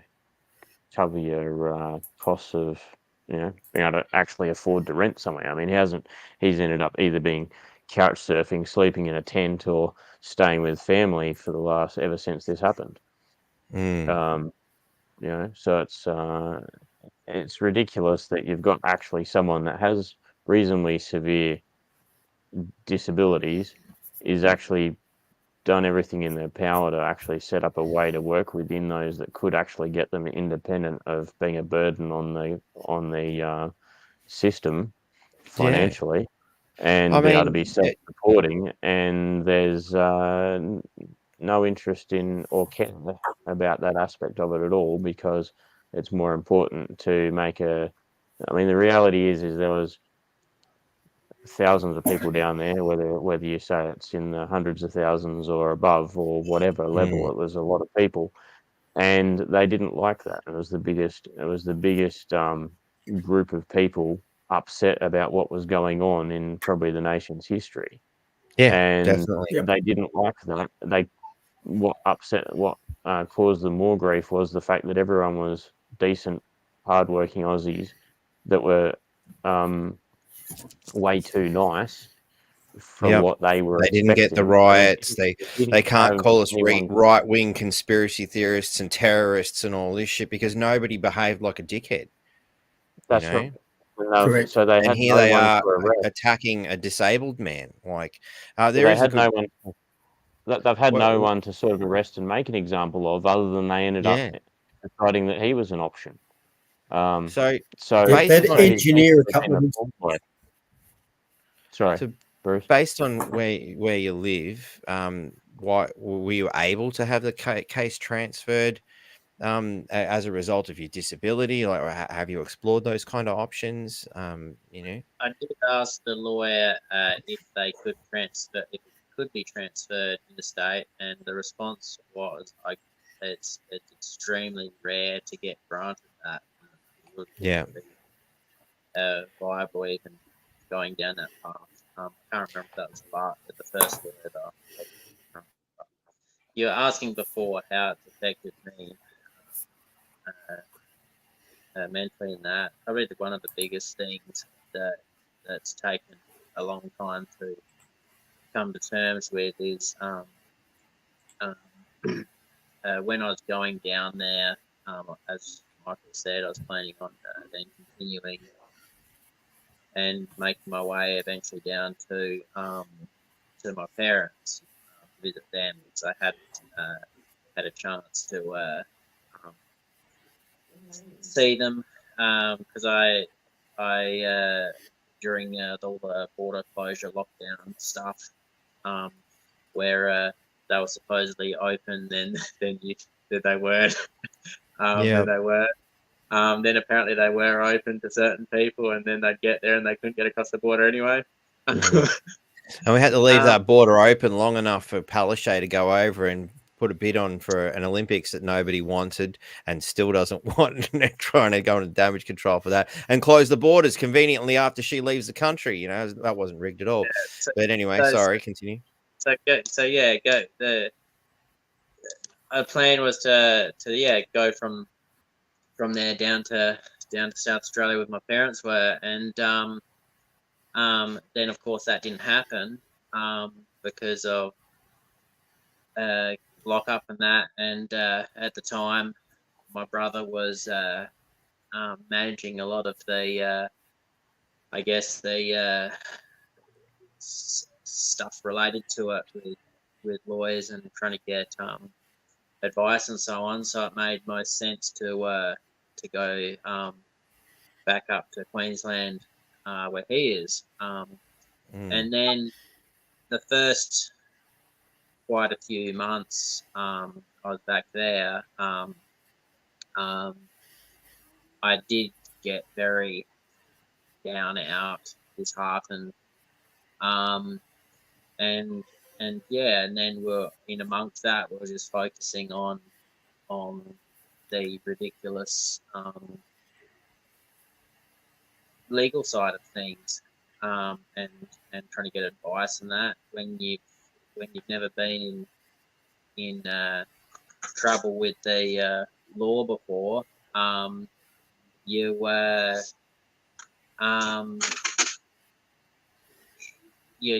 totally naive about the whole system and so on. So it's pretty overwhelming, and as time goes on, you realise that the system's definitely not there for you. But I guess I'm rambling a little bit. No, not at all, mate. Getting contracting golden staph and a fungal infection when she was in hospital, and then due to that, passing away. And the time, basically, I didn't get really time to see her, resolve anything, closure, anything like that. There was a very brief time where she was really medicated and, in my opinion, not really coherent or thinking herself much. So it's just horrible that now I'll never get to see my mum again. And if this didn't happen, I would have gotten to see her after those 2 years of COVID. And yeah, it's I just don't get why people employed by the government, and I guess it extends further than that how they do what they do and don't take it home with them, because like there's no way I could do that and sleep at night. It is mind-blowing how these people can just turn a blind eye to the basics of compassion and human decency. It does my head in what they've done. The only real thing that's really got me through this whole thing is my faith in Jesus Christ, and that's and obviously the support I've had. But you know, the more I've gone through this, the more I realize how hard it must be for a lot of people, other people that haven't got that faith or support. Have you sought any sort of therapies or anything like that? You know, I'm no lawyer, but I would imagine that, you know, that mental trauma and having to, you know, the therapy of what's happened might be a contributing part of your case in some way. Have you sought any assistance in that manner? I did prior to this have someone I was talking with, but I don't know, that I have looked into it. I really struggle with the whole system, and you know, opening up to the wrong people that I. Do you feel that you can't trust them, or definitely after the way I've been treated by people that, as a child, you grow up to, thinking they're your heroes, and I don't think any young boy can honestly say that they never were excited over emergency services and wanted to like I think we all dreamed of that, like Mm. and thought that they were all heroes. I don't know. Well, it's the kind of thing, when grade prep 1, 2, what do you want to be? Oh, I want to be a fireman. Oh, I want to be a police officer. That's like the standard boyhood dream sort of thing, and I think it must be pretty shattering for a lot of people And to see the when you reality in the last 4 years. you certainly end up with, I guess, trust issues. Yeah, That's definitely. for sure. I mean, Just to I've been lucky clarify, enough over the years to know that some really good coppers who are really good people. So, I try not to judge them all as a part of and this is a term that was given to me by, somebody who did have a rough time with the coppers, the blue gang, so I try not to Well, consider coppers as a gang, as some people might. They wear gang colours. As it was put to me, they were called the Blue Gang because the similarities between a pikey gang and the coppers were quite obvious, being that they wear colours, they wear badges. They've got their patches, so to speak. They ride around in the same kind of marked vehicles and that kind of thing. It was a very interesting perspective. You can kind of have a guess at what kind of people I might have been speaking to at the time that gave me that perspective. But I was it's now that they were the Blue Mafia with what I was saying them to. definitely. just to clarify something, Paul said he'd previously had been seeing. You were saying about support and that sort of thing, particularly for mental health. When he said that he'd been had someone that he'd previously been monitored by or whatever, that was from his treating neuropsychiatrist, is what he's talking about, which is a Right. person that specializes in people with brain injuries, which he's obviously Okay. had 3 of. So that's why he was under. It's not as though he's just a loopy loop. But since the incident, within a couple of months, he had doctor's appointments and stuff like that, which I got him to because of how much of a mess he was in and had barely come out of Yeah. his room for a couple of weeks. And they diagnosed him as having PTSD as a result of the whole experience and things like that.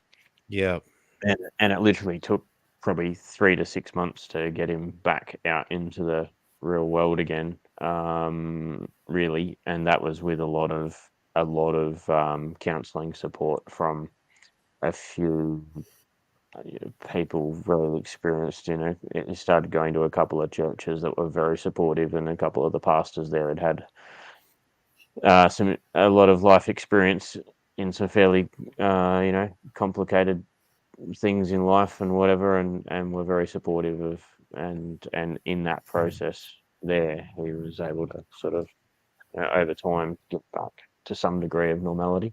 I don't think he still feels out of the woods yet as far as everything goes, but I probably can he can imagine when you've those. got this 40 years of garbage prison potential hanging over your head, and Yeah. all the other stuff involved. And with what he was saying before about about getting to see mum, at the time he was down when she was in hospital, he was over in Melbourne, because someone that was a period of time where he was self-represented, and had, with the assistance of a couple of people with legal experience, which was his only options at the time.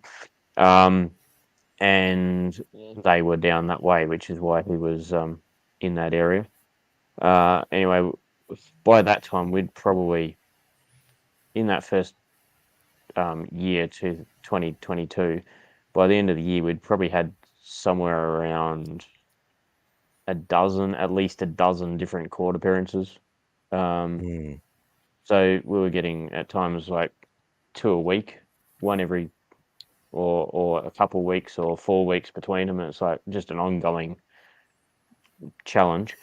So pretty full on and fairly hard to keep up with, to be honest. Especially when you've got basically court matters over essentially two different cases that are completely separate to each other. One being the truck issues and one being the other stuff, the criminal side. Charges. And they're in two different courts as well. But Okay. he was in. I'd actually flown down, and I was, because I discovered that Mum had gone drastically downhill. She'd actually broken a couple of vertebrae, was in hospital, should have only been in there for 2 weeks, come out, all good. But she had, yes, Maggie, I'm Paul's brother, that's correct. Elder brother, and that's why I always keep interrupting him. Us older brothers were horrible people. But yeah, I'd discovered that she had gone really downhill while she was in there due to essentially being neglected in the ward that she'd been dumped into. And I flew down immediately as soon as I found this out the next morning. Got down there. I spent majority of 2 weeks trying to get her back to being able to actually come out alive. And we were doing really well for about 4 days. I went down on a Thursday, and Monday night when the Queen's funeral was on, we managed to be, and Sunday she'd eaten some solids for the first time in about a week. And Monday night she was eager to watch the Queen's funeral, and we managed to watch most of that. And then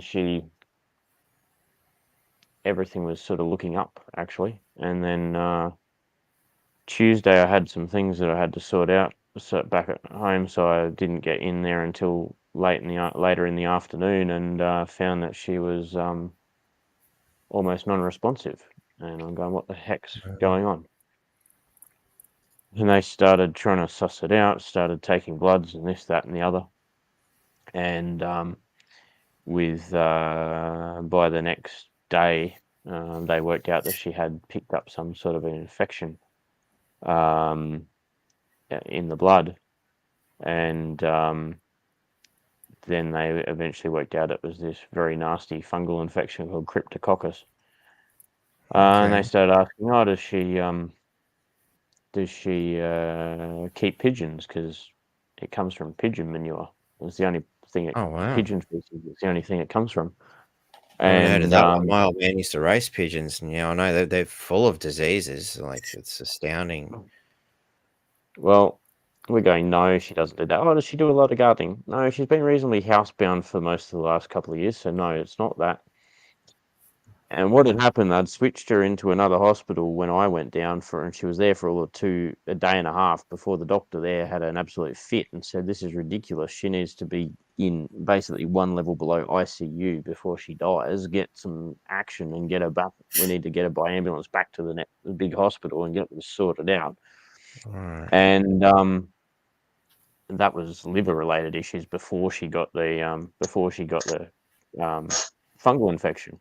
Of course, they've then seen that when they're working out this fungal infection, they're thinking that she's only been there a couple of days because she's only just on her paperwork has only been admitted like 2 days earlier or 3 days earlier. So they're going, oh, she must have picked it up from home. The longer it goes on, the more I'm looking outside and seeing that every window is lined with pigeons and pigeon poo. The roof of the hospital obviously has all the aircon units on it. Guess what's roosting on top of the aircon units? And there's pigeon poo all over the tables that the nurses eat at down in their coffee and lunch breaks. And then I saw a nurse feeding a pigeon. I'm going, wonder where this pigeon shit possibly came from. Certainly wasn't from home. We don't even barely have any. And if they are, they're in a 100-foot high gum tree. So, yeah, they just start doing that. The problem was she had severe liver injuries from years before with chemical toxicity. That she managed to get, and so the antifungal treatment, the only one that they have on their list, is a combination of two, and they're disastrous to even a healthy person's liver, let alone someone that's at about 95% failed liver. God, they So come up with some ideas, don't it And- ended up, and well, the interesting just- thing I found out through someone that I knew who's probably watching, thyme oil and pinus oil, is highly effective with Cryptococcus. It breaks down the biofilm and enables it to be killed, which was an interesting one. And that I think, almost saved her. But then they decided to shut things off and decide she wasn't savable. What? But in the process of all this, in the few days, when I've found that she's like gone downhill, I've picked up the phone to Paul literally 20 minutes after he's had a court hearing, or 10 minutes probably, and said, I'm not sure whether Mum's going to make this. You better get on your bike and ride from Melbourne to Adelaide, so you might have a chance of seeing her while she's still alive. Which is the best. It's at least an 8-hour drive. About 10, by the time you sort of stop for fuel and stretch your legs on a motorbike. And he left within 20 minutes of that phone call and got there about 1 a.m. And then the next day we went in. Mum was, I think, was that the day she was good? There was one day, one night that she was. When you say good, when I first went and visited her, I was like, walked into the room and there was just like nothing from her. Like she looked at me and I was like, it's Paul, your son, and she's just like, where usually she'd be so excited. So. Oh, there was. I can't remember. Was that the one night that she was the best, or was there a second? Or was that a second visit? Few words. No, that was the first night. They weren't. It was the first night. Yeah, she ended up. Yeah, she realised that Paul had broken down in tears, and she said, "Oh, are you crying?" And she said, "Don't cry." She said, "We'll get through this." And she wasn't just meaning about her health. She was also referring you that the weight on his mind was also this whole mess. And yeah, that was a bit of a tough one. But that was the best only 10, 15, 20 minutes that he had and was able to actually even talk to her. And then the subsequent times she was in a pretty bad way. And then within another day or so, they did a bit of a dirty game of change of shifts. The next person came along and decided that they weren't going to keep trying to keep her alive, even though their last blood test spinal fluid test found during the night had found that they couldn't find the Cryptococcus. So I suspect that between their antifungals and the essential oils I'd been giving her, I think it had actually turned things around. But in the meantime, this next doctor told us about 5 hours after it already started withholding everything from her, and she was in a disastrous state to the point that you couldn't even save her if you tried. And yeah, pretty nasty way to see someone go out. And then we had the tough gig of about 48 hours of sitting by her side and through the night while she basically was left to die. Fucking horrible, man. Yeah, and these pricks down in the bureaucracies wouldn't have any care for any of this because they just think that they're doing their little job, and it's the most ridiculous load of garbage that could possibly have been concocted. He was down there in good faith, doing nothing untoward, had no ill intent, was simply trying to get to the stage that he'd been told he was supposed to be going to.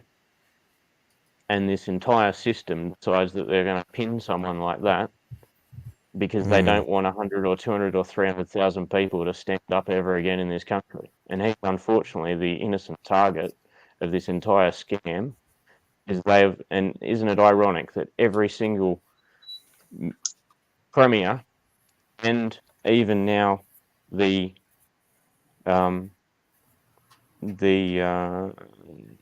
ScoMo have all resigned.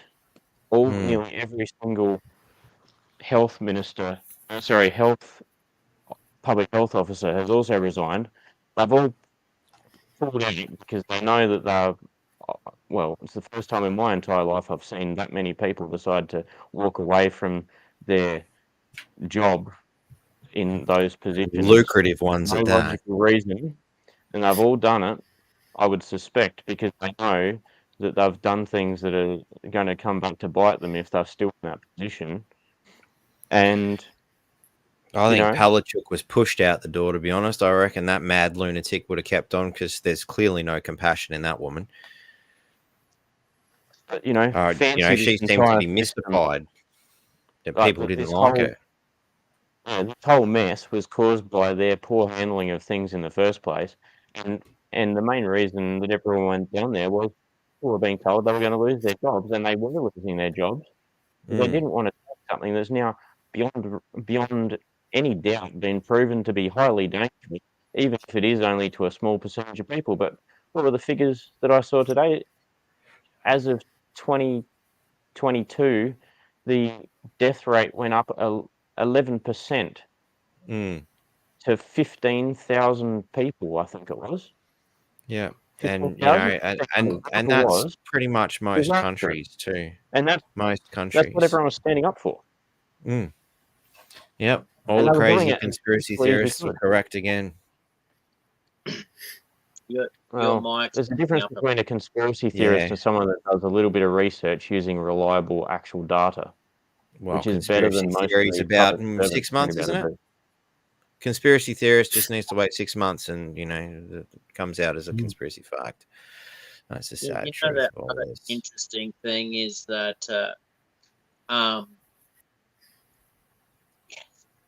the people that are in a lot of these positions of power, like police, ambos, fireys, when the ultimatum got given to them that they needed the jab or they couldn't work, the ones that stood up for what they felt were right didn't get the jab, so they left.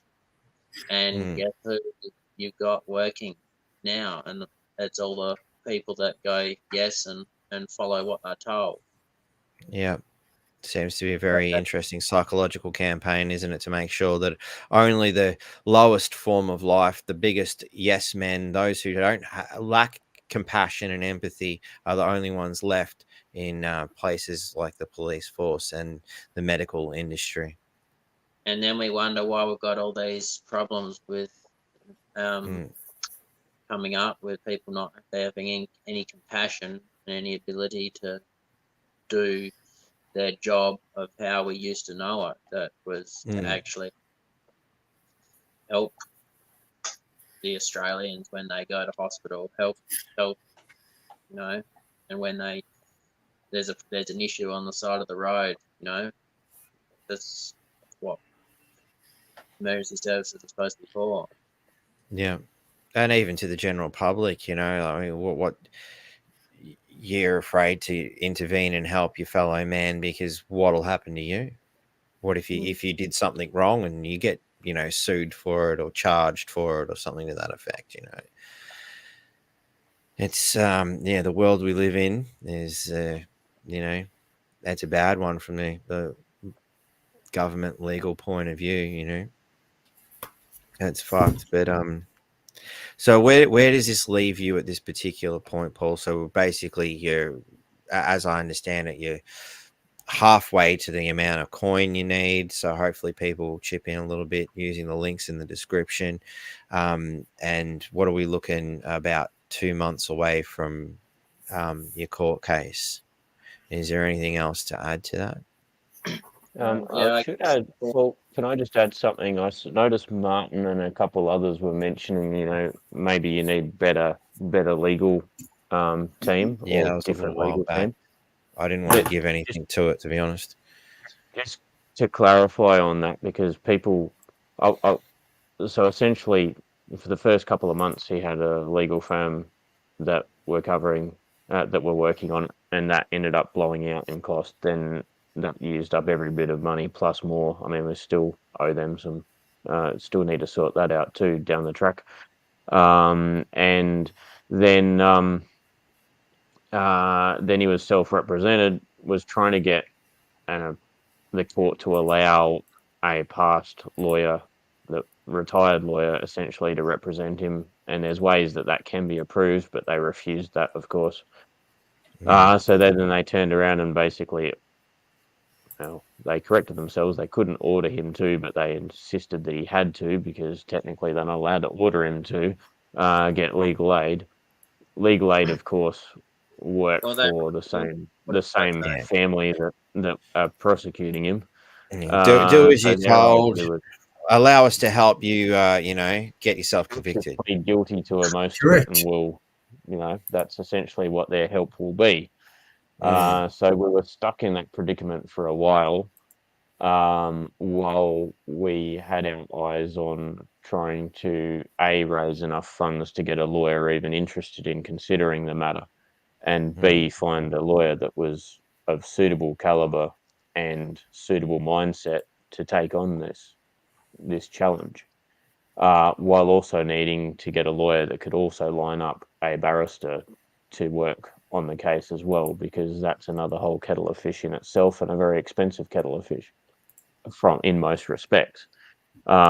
We have been very, very fortunate that we have what we believe to be a very, very good lawyer on board now, who has the support of a barrister from one of the top barrister chambers in the country as far as this type of matter.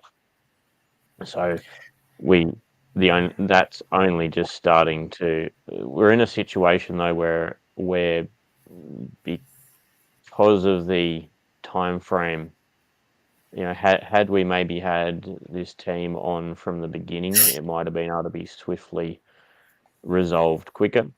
But the other side have dug their heels in so deep and tacked on so much extra charges, as Bruce sort of had a similar experience with. They turned it into such a situation that you can't resolve it without going through the full process. So hence why we're now in this situation where we now do have a good legal team, but they're only now basically in the process of prepping for a trial and getting it all organised and in place. So we now do have what I think will be a good result coming. Obviously it's costly, and there's no real ways around that, because it's all well and good. There's a million different types of alternate legal approaches that people have heard of. People talk about it, different groups and all this sort of stuff. But that's all good and well for those who aren't actually going through it. Well, it's one thing to use those types of approaches for your local parking fine or some other little minor thing. It's another thing to use it in a situation where you're in the Supreme Court, and where you are actually dealing with the might of the Australian establishment, which what people possibly don't realise is that is a very serious situation, because, as I said, it's the biggest probably the biggest rally or protest, or whatever word you want to call for it, coming together of people are unhappy with the status quo of what's going on. So there's a lot of might behind trying to put a quash on that, and he's the one that's been unfortunately targeted. So there is no simple just do this or do that, or get take an approach that's not going to cost money. We don't have that luxury. Obviously, I suppose, as it turns out, not through want, but we're essentially having to fight this on behalf of the entire country, because that's why we're being targeted, which is why he has to defend it solidly, because and that's part of the major reason why the lawyer that he has on board is actually said, you know what, I realize I may not even get a cent out of the funds, because most of them will have to go to the barristers side of things, but he believes that it needs to be fought due to the ridiculous nature of the situation, and also the fact that it's such a monumentous matter that they're trying to create to stifle people's willingness to even raise a finger in the future and say, hey, I'm not really sure that I like that, Mister, so. Right, you've said that really well, man. And to be honest, like I said, I mean, I'll let the comment go up, but I wasn't going to address it to I've me got no for that problems with reason. the gentleman's But comments. I think it's good that you did address it, because there's probably a lot of people out there that do seem to think these ways, and there's some things you can fight in a simple fashion and defend yourself, but yeah, like you said, on something so serious and so big, and Paul's with his disabilities and all that sort of stuff is something else that people need to really consider too, and post-traumatic stress and all the other things you've gone through. I couldn't imagine trying to defend yourself against this onslaught of lunacy. You definitely need that help. And shit, we're not Donald Trump. You can't just pull a cup of cold milk out of your back pocket whenever you feel like it. Well, admittedly, they're trying to play the same tactics on him too. Yeah, They're exactly. They're trying to drain him, take away his cash flow so he can't fight. And that's what they've done intentionally, I believe, with this situation. There's it just shows how corrupt they are. There's other cases in Australia that are the same. There's another one I've seen, and I don't know a lot of the background on it, but there's a Dan Dugan, I think his name is. He's stuck in a prison in New South Wales for like the last 18 months without any charges in Australia, because the US are trying to extradite him on possibly flaky accusations there too, and his wife was planning, from what I've read, was planning to sell their farm or large property to cover the costs of their legal defence. And guess what's happened? Seize the property. Australian government, in their great wisdom, have seized their property, so they can't do that. And now, under what right do they have to really be seizing these sorts of properties? And at what point are you allowed to actually afford a defence? Yeah, exactly. Again, liberty and justice for all who can afford it. So, but look, Bruce, you sat there quietly, for quite some time. You've got a bit of a story to add to this that sort of correlates in a fashion. Would you care to enlighten us a little bit, my friend? Yeah, sure thing. And it's only a sideshow to Paul's story, but I also got set up and made an example of by the AFP in Canberra. They fitted me up on demonstrably false charges. So, like Paul, I was moving at walking speed in heavy traffic, part of a group of people going down to Canberra airport to protest. And the traffic was very heavy. The cars were moving at about walking pace, and a so-called traffic controller jumped out in front of my car, causing me to stop, which I did because, like I say, traffic was hardly moving. He then marched up to the front of my car, punched the bonnet so hard that he dented it, and then started hurling abuse at me whilst, standing in front of my car. And I'm wondering, hey, what the hell's going on here? But it was all miraculously witnessed by 3 police who just happened to be sitting 50 yards away in a car watching for some reason. And so within seconds, I love the convenience. Yeah, well, funny thing happened. Not only were they sitting in a car watching, but all 3 coppers were assigned to the COVID management task force in Canberra at the time. Can you believe that? More convenience. despite the fact they were out there doing general duties. So first policeman marched up to the window of my car and said through the window, "What are you doing, mate? You almost hit this man. You almost ran him over." And I said, "No, I didn't. That's not what happened."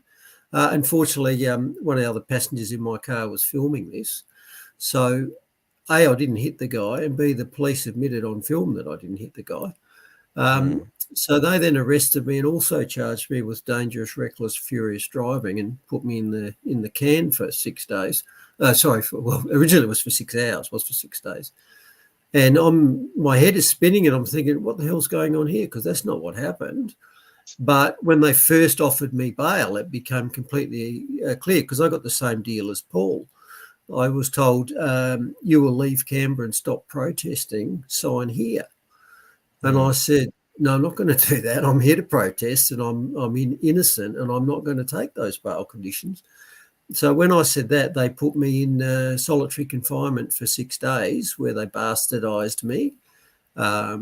They gave me no phone access, people ringing in doing welfare checks. Every day they'd say, no, nobody phoned, nothing about you. I had people protesting outside the Canberra court, the fact that I'd been arrested, and all the jailers can say is, no, nobody rang in, no contacts, wouldn't get me a lawyer, try to ring a lawyer. Like I said, they said the phone's not working. Sorry, I accidentally put this up before I seen what it is. I have a suspicion that this person might not be the right kind of person. Anybody know of this? I've seen a few of these kind of comments come up before. They're vague. My shit's interesting. Look at me, and they turn out to be con artists.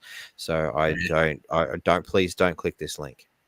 Yeah, I think people are wise to those sort of things, aren't they? Yeah, I just like to point it out because I didn't read it before I put it up. So Yeah.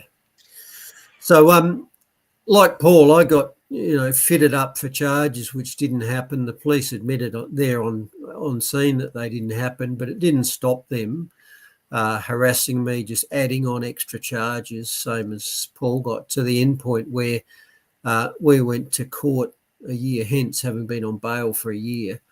And if I didn't have film from someone else in my car of the police admitting that I didn't commit the crime that they then charged me with, I have no doubt I'd be in jail, because I had 3 uniformed AFP officers stand up in the stand, one after another, and describe how they'd seen me barge into this traffic control at high speed in my Land Cruiser, revving my engine and squealing my tyres, and deliberately run over this road worker so as to injure him.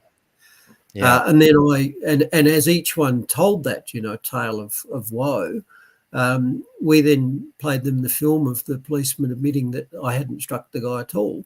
So we did that 3 times in a row, and obviously their case fell apart at that point, and I was acquitted. But I was on bail for a year. I was in solitary confinement for 6 days. I spent $25,000 in legal fees to prove my innocence, all because the AFP, obviously acting on political instructions, just like Paul was driving a symbol of the resistance in Canberra. I was a symbol of the resistance. I was a doctor. I was standing up to the government. People knew who I was. I'd already been threatened by the police in South Australia for my stance. And so you told us a little bit more about that. Can we just sort of backtrack a little bit to your stance, and we'll just for those who don't know? Yeah, sure enough. So quick history. I was a senior consultant in the South Australian health system. I'd been a doctor for 32 years. I had an epidemiology degree, and I was also a military doctor, and I was the chief medical officer in the Middle East in 2012 when MERS, which was the previous coronavirus, was regarded as a serious threat. So I had some background. And when COVID came along, I started doing research on it and pretty quickly worked out that nothing the government was trying to do made any sense. It simply couldn't work. Masks don't work. You can't hide from respiratory viruses. They're too ubiquitous.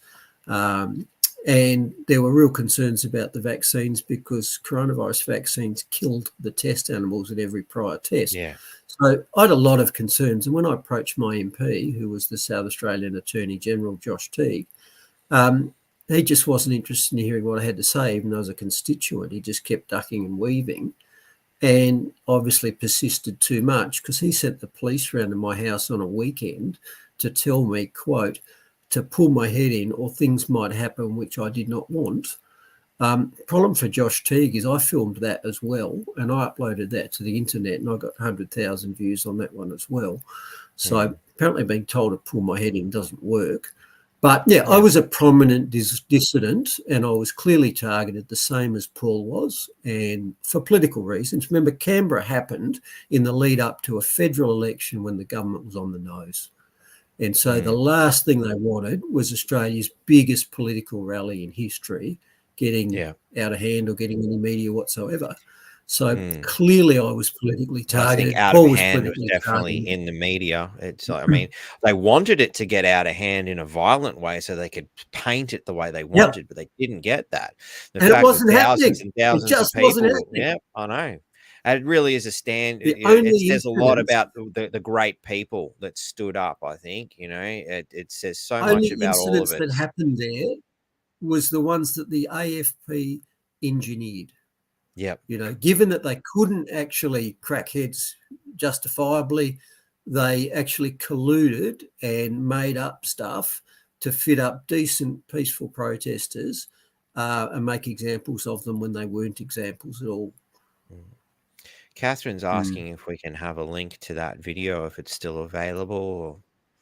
Or you can easily find that if you Google on Rumble senior military doctor police. That'll probably bring it up, something like that. It was on Rumble. You won't find it on YouTube, obviously. Yeah.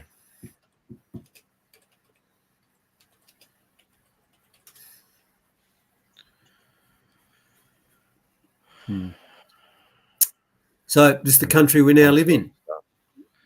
Well, I might, if you've got a link to it, we might look at it later because it didn't come up as easily as we would have hoped. But we'll address that one at a later date, I think.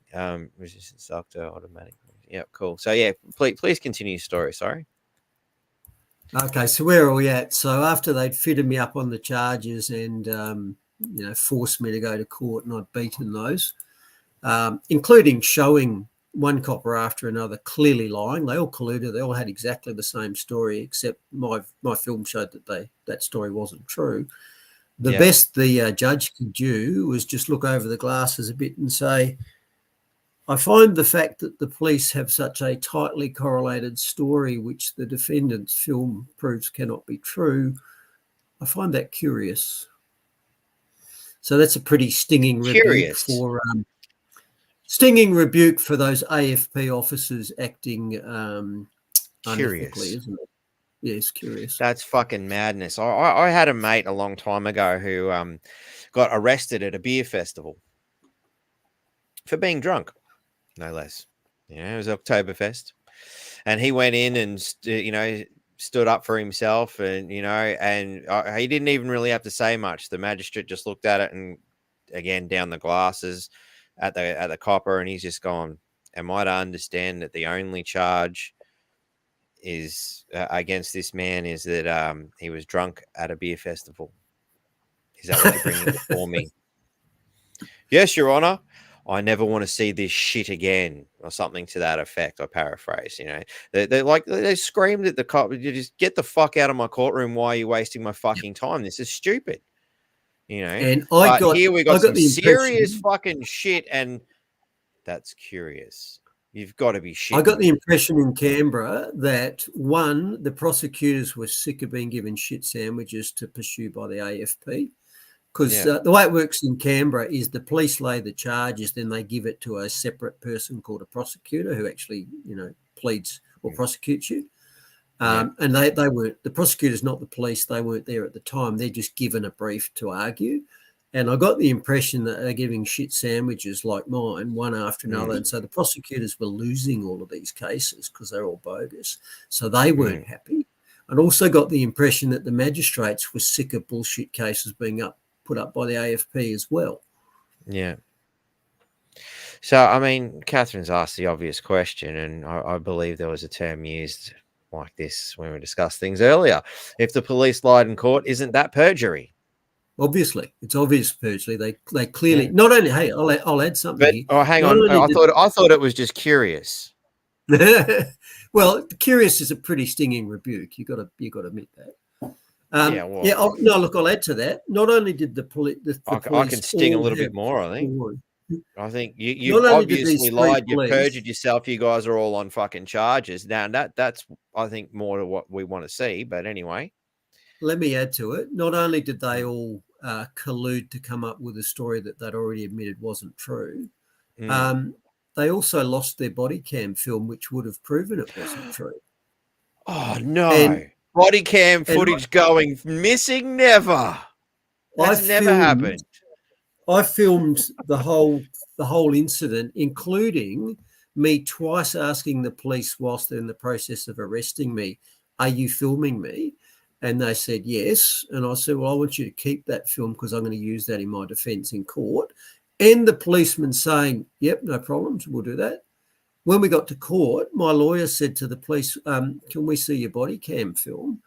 And the police officer looked a bit sort of awkward, and he just said, "Well, funny thing happened. When I got back to the station, I discovered that the camera had gone flat and we didn't have any film." But I hear the word "we." So there was more than one officer. Yeah. I mean, they all had the same systematic problem. Yeah. Curious. Very curious. Like you can understand one camera, but all of them? In fact, it's worse than curious. I might even label it baffling. Oh yeah, definitely. You know, the media are baffled, the doctors are baffled, the police are baffled. YouTube's not baffled; they know exactly what's going on. Rumble might. I'm not sure if YouTube knows what's going on. Wasn't there a red light curiously on his camera in your footage? I missed that one, sorry, Michael. Sorry, mate. You might wasn't there a red light curiously on in your footage shown as his light on his body cam was red? No, I did look for that, and it's the resolution's not enough for me to know whether that's true or not. Probably work it out.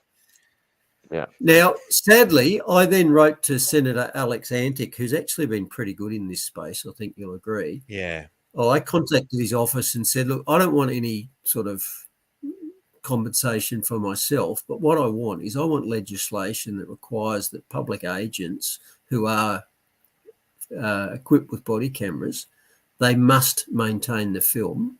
And if they fail to do that for any reason, including the camera going flat, that's evidence of innocence. Full stop right there." Yeah. Unfortunately, like I said, Alex Antic has been pretty good, but I had 3 sets of conversations with his office and it went nowhere. So, Alex Antic, you disappointed me about that one. You should have actually picked that up for the people of Australia. Well, unfortunately, he's a part of the Liberal Party. And, you know, as much as there are some good people within the Liberal Party, the best of them seem to leave. And just like to, that's the only option. Like, I don't trust any doctor who's still registered, and I don't trust any politician who's still part of a political party. Yeah.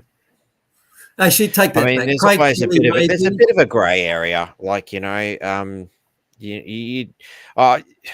there's a lot of things, and I think in time, hopefully once we get past this bullshit, we'll be able to go through all the reasons why things went the way they did, why some good doctors gone, okay, well, we've decided to stay silent here so we could do a little bit here, because at least if they're in the game, they can do something, you know.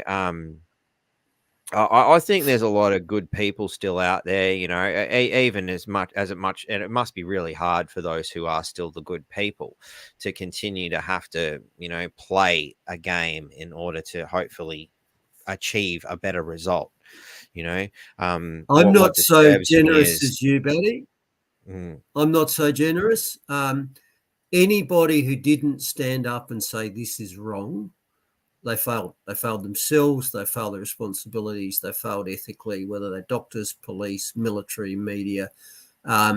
Anybody who went along with this went along with fascist tyranny, and I don't cut them any slack. If 10% of the people in Australia said we're not doing this, it would have been over in a fortnight. I'm inclined to agree. in the sense that if enough numbers stood the ground, unfortunately, there weren't enough people to see it. And there's so many varying things you hear. I talk to a lot of people for various, not just here, like the brave ones like you guys who can step up, and tell the tale of what transpired as a result. Obviously worlds apart from those, I had to do this for that reason. When people say something like I needed to go to the pub, or I wanted to travel, or something like, well, you couldn't go without that. Seriously, I needed to go to the footy, man. Like you can still go to the fucking the bottle-o, buy fucking some piss. I mean, to me, I won't go to the pub again. Oh, what you mean? I won't get ripped off ever again? Oh, thanks, no worries. I'm fine with that. I can't go watch grown men play with their balls in public anymore. Okay, cool. Well, if I really want to watch that, I can fucking put that on the TV set. I mean, I can't travel. Well, I mean, personally, I had no desire to leave the country. There's still so much to see here in Australia. I'm quite happy. I mean, there's a lot out in the backyard. I mean, shit, there's a lot to see if you find the place to do it. There's people who sat there and found the fucking God in prison. Fuck, they didn't have to go anywhere. So I mean, some of the bullshit reasons I've heard, I can certainly go, okay, cool.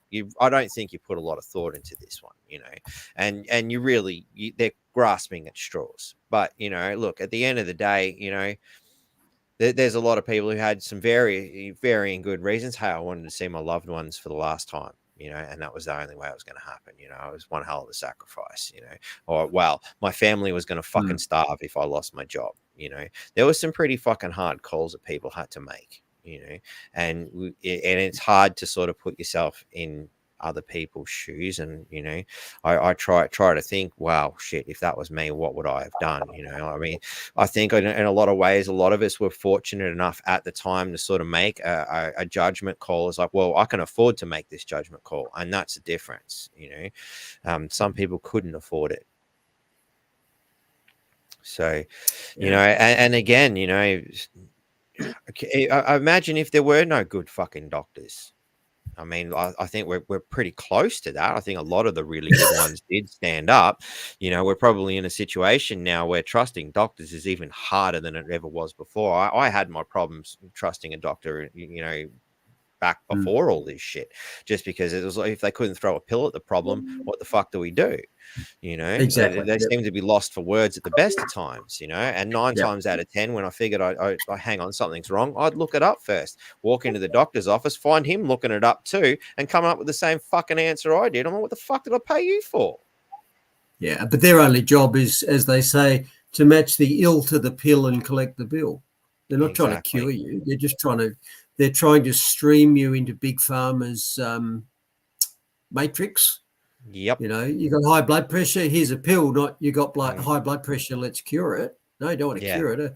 A customer, a patient cured is a customer lost in Big Pharma's mind. Oh yeah.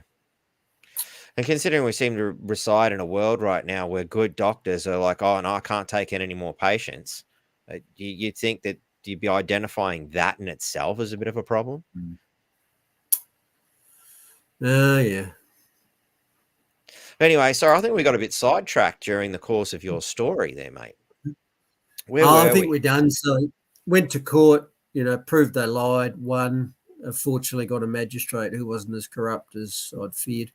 Got proven innocent, after a year. Got awarded costs, which again is not that common, $25,000 costs. And of course the AFP haven't paid them a year later. Right. So should they ever pay, will costs cover costs? No, they won't. In fact, I'm now suing them for the costs that they've already been ordered to pay, and there'll be costs to recover the costs. Rightio. Are you confident there? I'm completely unconfident in anything to do with the legal system or the police or the military. So start at the bottom, we can only go up, right? Every single institution in Australia that was meant to protect us against what happened in the last 4 years failed. So Agreed. The police failed, the politicians failed, the media failed, the courts failed, the professional colleges failed, the unions failed, you name it. Not a single institution stood up, which left only individuals. When they stood up, they were cut down. I don't know. Paul has found, some great people there within the religious community that have helped him through. But again, the religious institutions seemed to fail us at the time pretty heavily, because I didn't see any of them step up and say, hey, man, trust in God. I didn't see any of them say, maybe this isn't a good idea. There weren't. There may have been a couple out there. I'm unaware of them. There certainly weren't any major church groups. That were fairly firm on it, but most, as you say, the majority didn't seem to get it. But I know 2 up here that definitely got it and were definitely trying to do the right thing. But yeah, a lot of others just sort of, again, more the individual as opposed to the group. And I think that's a big take home. Again, you can't sort of just go, hey, was it, all religion failed, or all doctors failed, or all coppers failed, or individuals stood up, individuals did the right thing, but institutions, large groups seem to fail.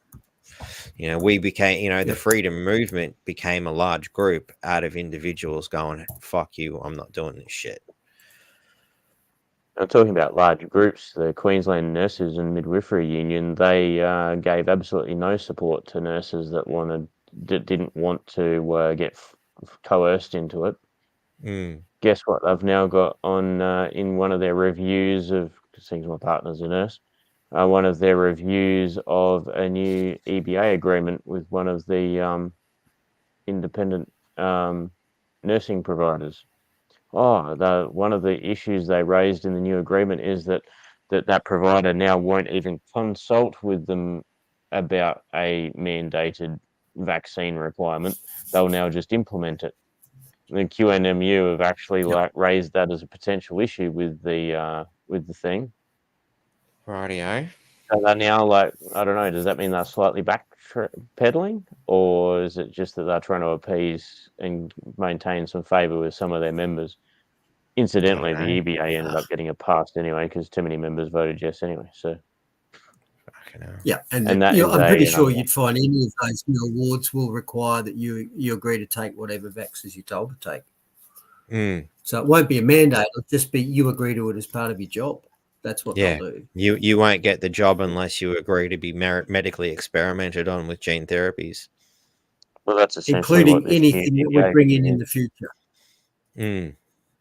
They'll just say something like, I agree to take any preventative medical measures as dictated by my employer, and that'll just cover it into the future. It seems that the UN seem to be wanting to sort of bypass the whole situation and go, well, fuck what the country's laws are, fuck whatever agreements and things you've made. We're just going to, be the unelected body to just dictate terms to you one way or the other. Yeah. So... And it's why look, I don't care about UN and all that stuff, because I'm just not going to do it. Yeah. I look forward to seeing you all in this concentration camp. You won't be seeing me there either. We'll probably be all in our own little solitary. Say again, sorry, Paul. I said if we're lucky enough, we'll all be in the same one. Yeah. Hopefully they'll keep us together. We can have a good time, So... Robin's going to be with us. She's not going to comply either.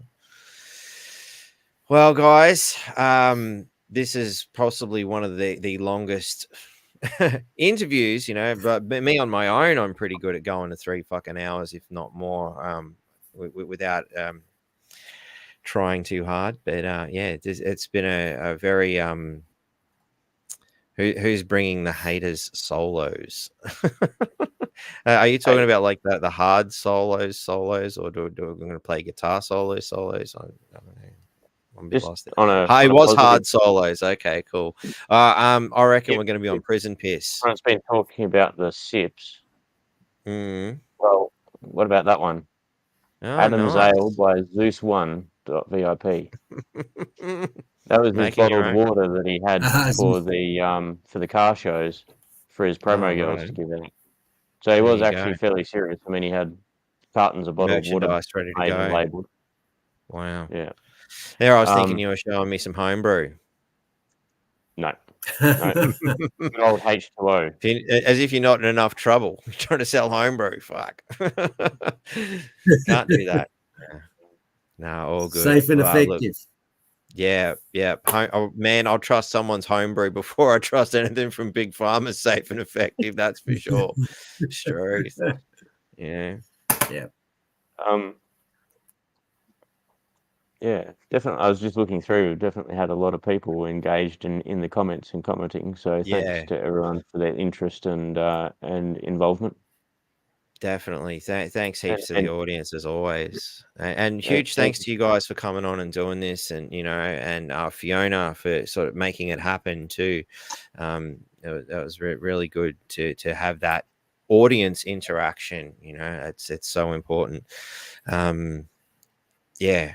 And well, we should probably wind it up. I mean, unless you guys want to have a quick yarn amongst yourselves, because my back teeth are floating, mate. Like, that's all right. I can't hold on for much longer. Could I ask just one thing? I know. Yeah. With the having mentioned about donations and trying to get enough money over the line for the case. I know everyone's only got so much, and appreciate what everyone has been able to help with so far. But anyone that can't help out, even if you could just share the link or our Facebook page, that would be a huge benefit, just to get the word out for starters, and also this interview, spread the word about trying to get some funds through the door to get this over the line. That would be anything like that you can do is greatly appreciated, even if you can't do anything else. Yeah, liking, sharing, subscribing, helping out, all those sorts of things it's not just about the bucks. Of course, that does help, but getting it out to the community. When you're engaged in general conversation with people, hey, have you heard about this? Did the mainstream tell you about this? Oh no, they didn't. Oh wow, you want to go check this channel out? It's telling us some stuff that you guys are missing out on. And did you hear about how the Australian Federal Police targeted a disabled man and smashed his windshield in? It's a good conversation breaker. And once you got their attention, hey, check this out. And on that, Catherine, convoy to Canberra.com, there's actually a Linktree link, and there's a few videos in amongst that as well, that people can see the original footage, as well as some of the interviews.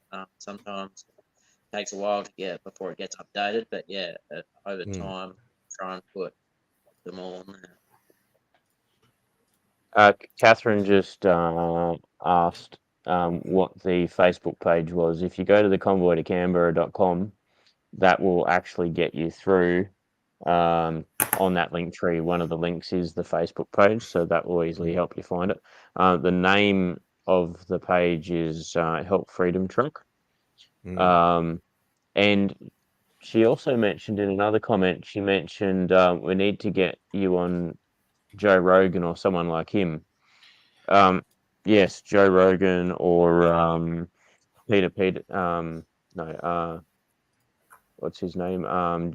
Jordan Peterson would be another good one. Possibly even Alex Jones with InfoWars. I was just thinking that. Any of So those, this is the convoy to Canberra thing, if people are interested. Yeah, and if anyone, I'm just going to duck off for a minute. I'll be back in a second. You guys keep doing what you. One thing that Tucker Carlson's another one. If a large group of people wanted to start messaging those different people's names we've just mentioned, it might actually help get their attention and get them sort of looking at following it up, because we have contacted a few of those, but they are very hard to get in touch with. So yeah, if any of the audience want to start messaging a few of those alternate media personalities, that could be quite useful. Anything else you wanted to say, Paul or Bruce? I think I've covered what I wanted to say. Yeah. Yeah, I guess think we've covered most bases, and I do appreciate everybody's help through the whole situation over the last few years, and that extends to a lot of things, just the support, and when I do bump into people, and had had some people I bumped into, and they said, "Oh, I was at Convoy to Canberra or something. I remember you," and so on. Sometimes I got to jog my memory a little bit, but but yeah, it's yeah, the support and that has been good. Appreciate every bit of it.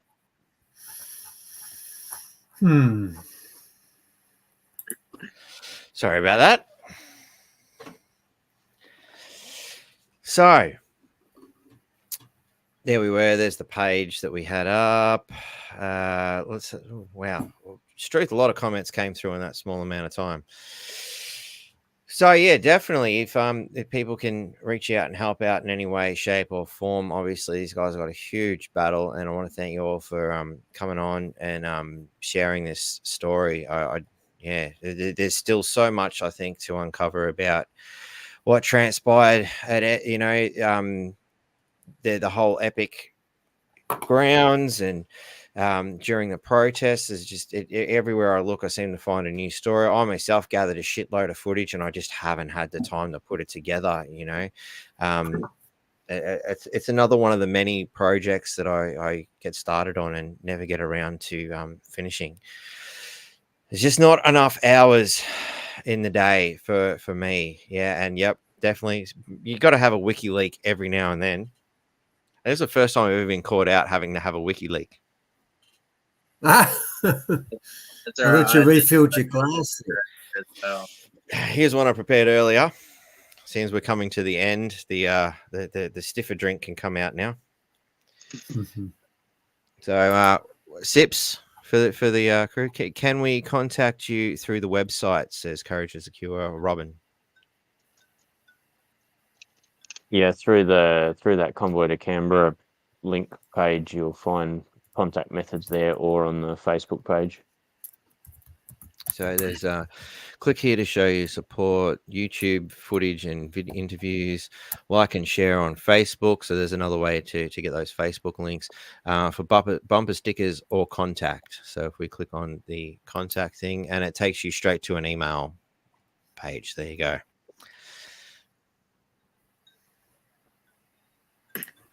So yeah, definitely. Is there anything you'd like to add there, Paul?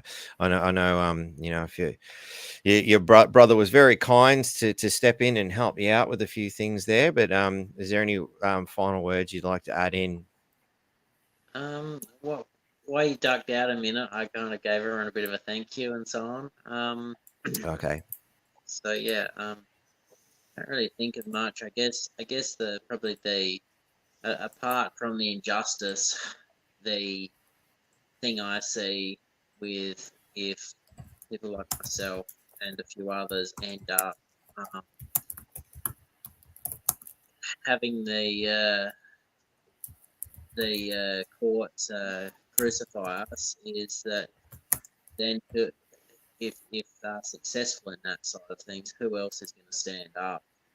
It's for people to go, no, we're not interested, because we don't want to get stuck away and the key thrown away for the rest of our life. So that's another reason it's important for the whole country. I think just not only my own, I guess, life. So I guess that's one thing, and yeah, it's just pretty devastating what the world's come to, and I think that unfortunately, unless the stories get shared far and wide, and hopefully some of the people get held accountable, like in the police and the politicians, yeah, that nothing's really going to change unless the stories kind of go viral and some people get held accountable. That's it. And without, brave people like yourself who have been targeted, then, obviously Bruce has done a stand-up job standing up to him so far, but still a battle is yet to be fought. And, I hope you'll keep us appraised of how things turn out for you, Bruce, and obviously Paul as well. We definitely want to know more about how this all pans out, and our hearts are with you. Meditating, that's my little religion thing, it's more of a meditative sort of a construct than anything. And yes, I said it again. And this is a big sips for Jake Soy too, who reached out to us last week. Great bloke, and is also a Patreon. So I've definitely got to, acknowledge him whenever I can. But yeah, man. And can I sign off? You by guys are so important. Can I finish up by saying to people, this country has changed, and it's changed quickly and not for the better. We now live in a third world country where you can't trust the police, you can't trust the government, you can't trust the courts. And so what you have to do is you have to film any interaction you have with a public authority figure to prevent them framing you or fitting up for charges like they did for Paul and I. You've just got to do it. Do not, if a policeman pulls you over, say, just hang on a second, I'm going to film this for my own protection, and don't say anything until you start your phone film running. It's kept me out of jail at least once, possibly twice. Definitely very important to keep that camera rolling, and I guess definitely when partaking in these things, not to travel alone. Yeah. Make sure you got people with you, safety in numbers. And as we've seen from what happened with Nick Peterson and whatnot, they try to divide you. They want to single you out so they can attack like a pack of piranhas. It's nuts. But yeah, you guys are, obviously them targeting you means that you've been chosen, I guess, in a sense, to continue to lead the way, whether it's be, pick your religious construct, if you will. And yes, I said it again. I'm sure Michael's going to remind me,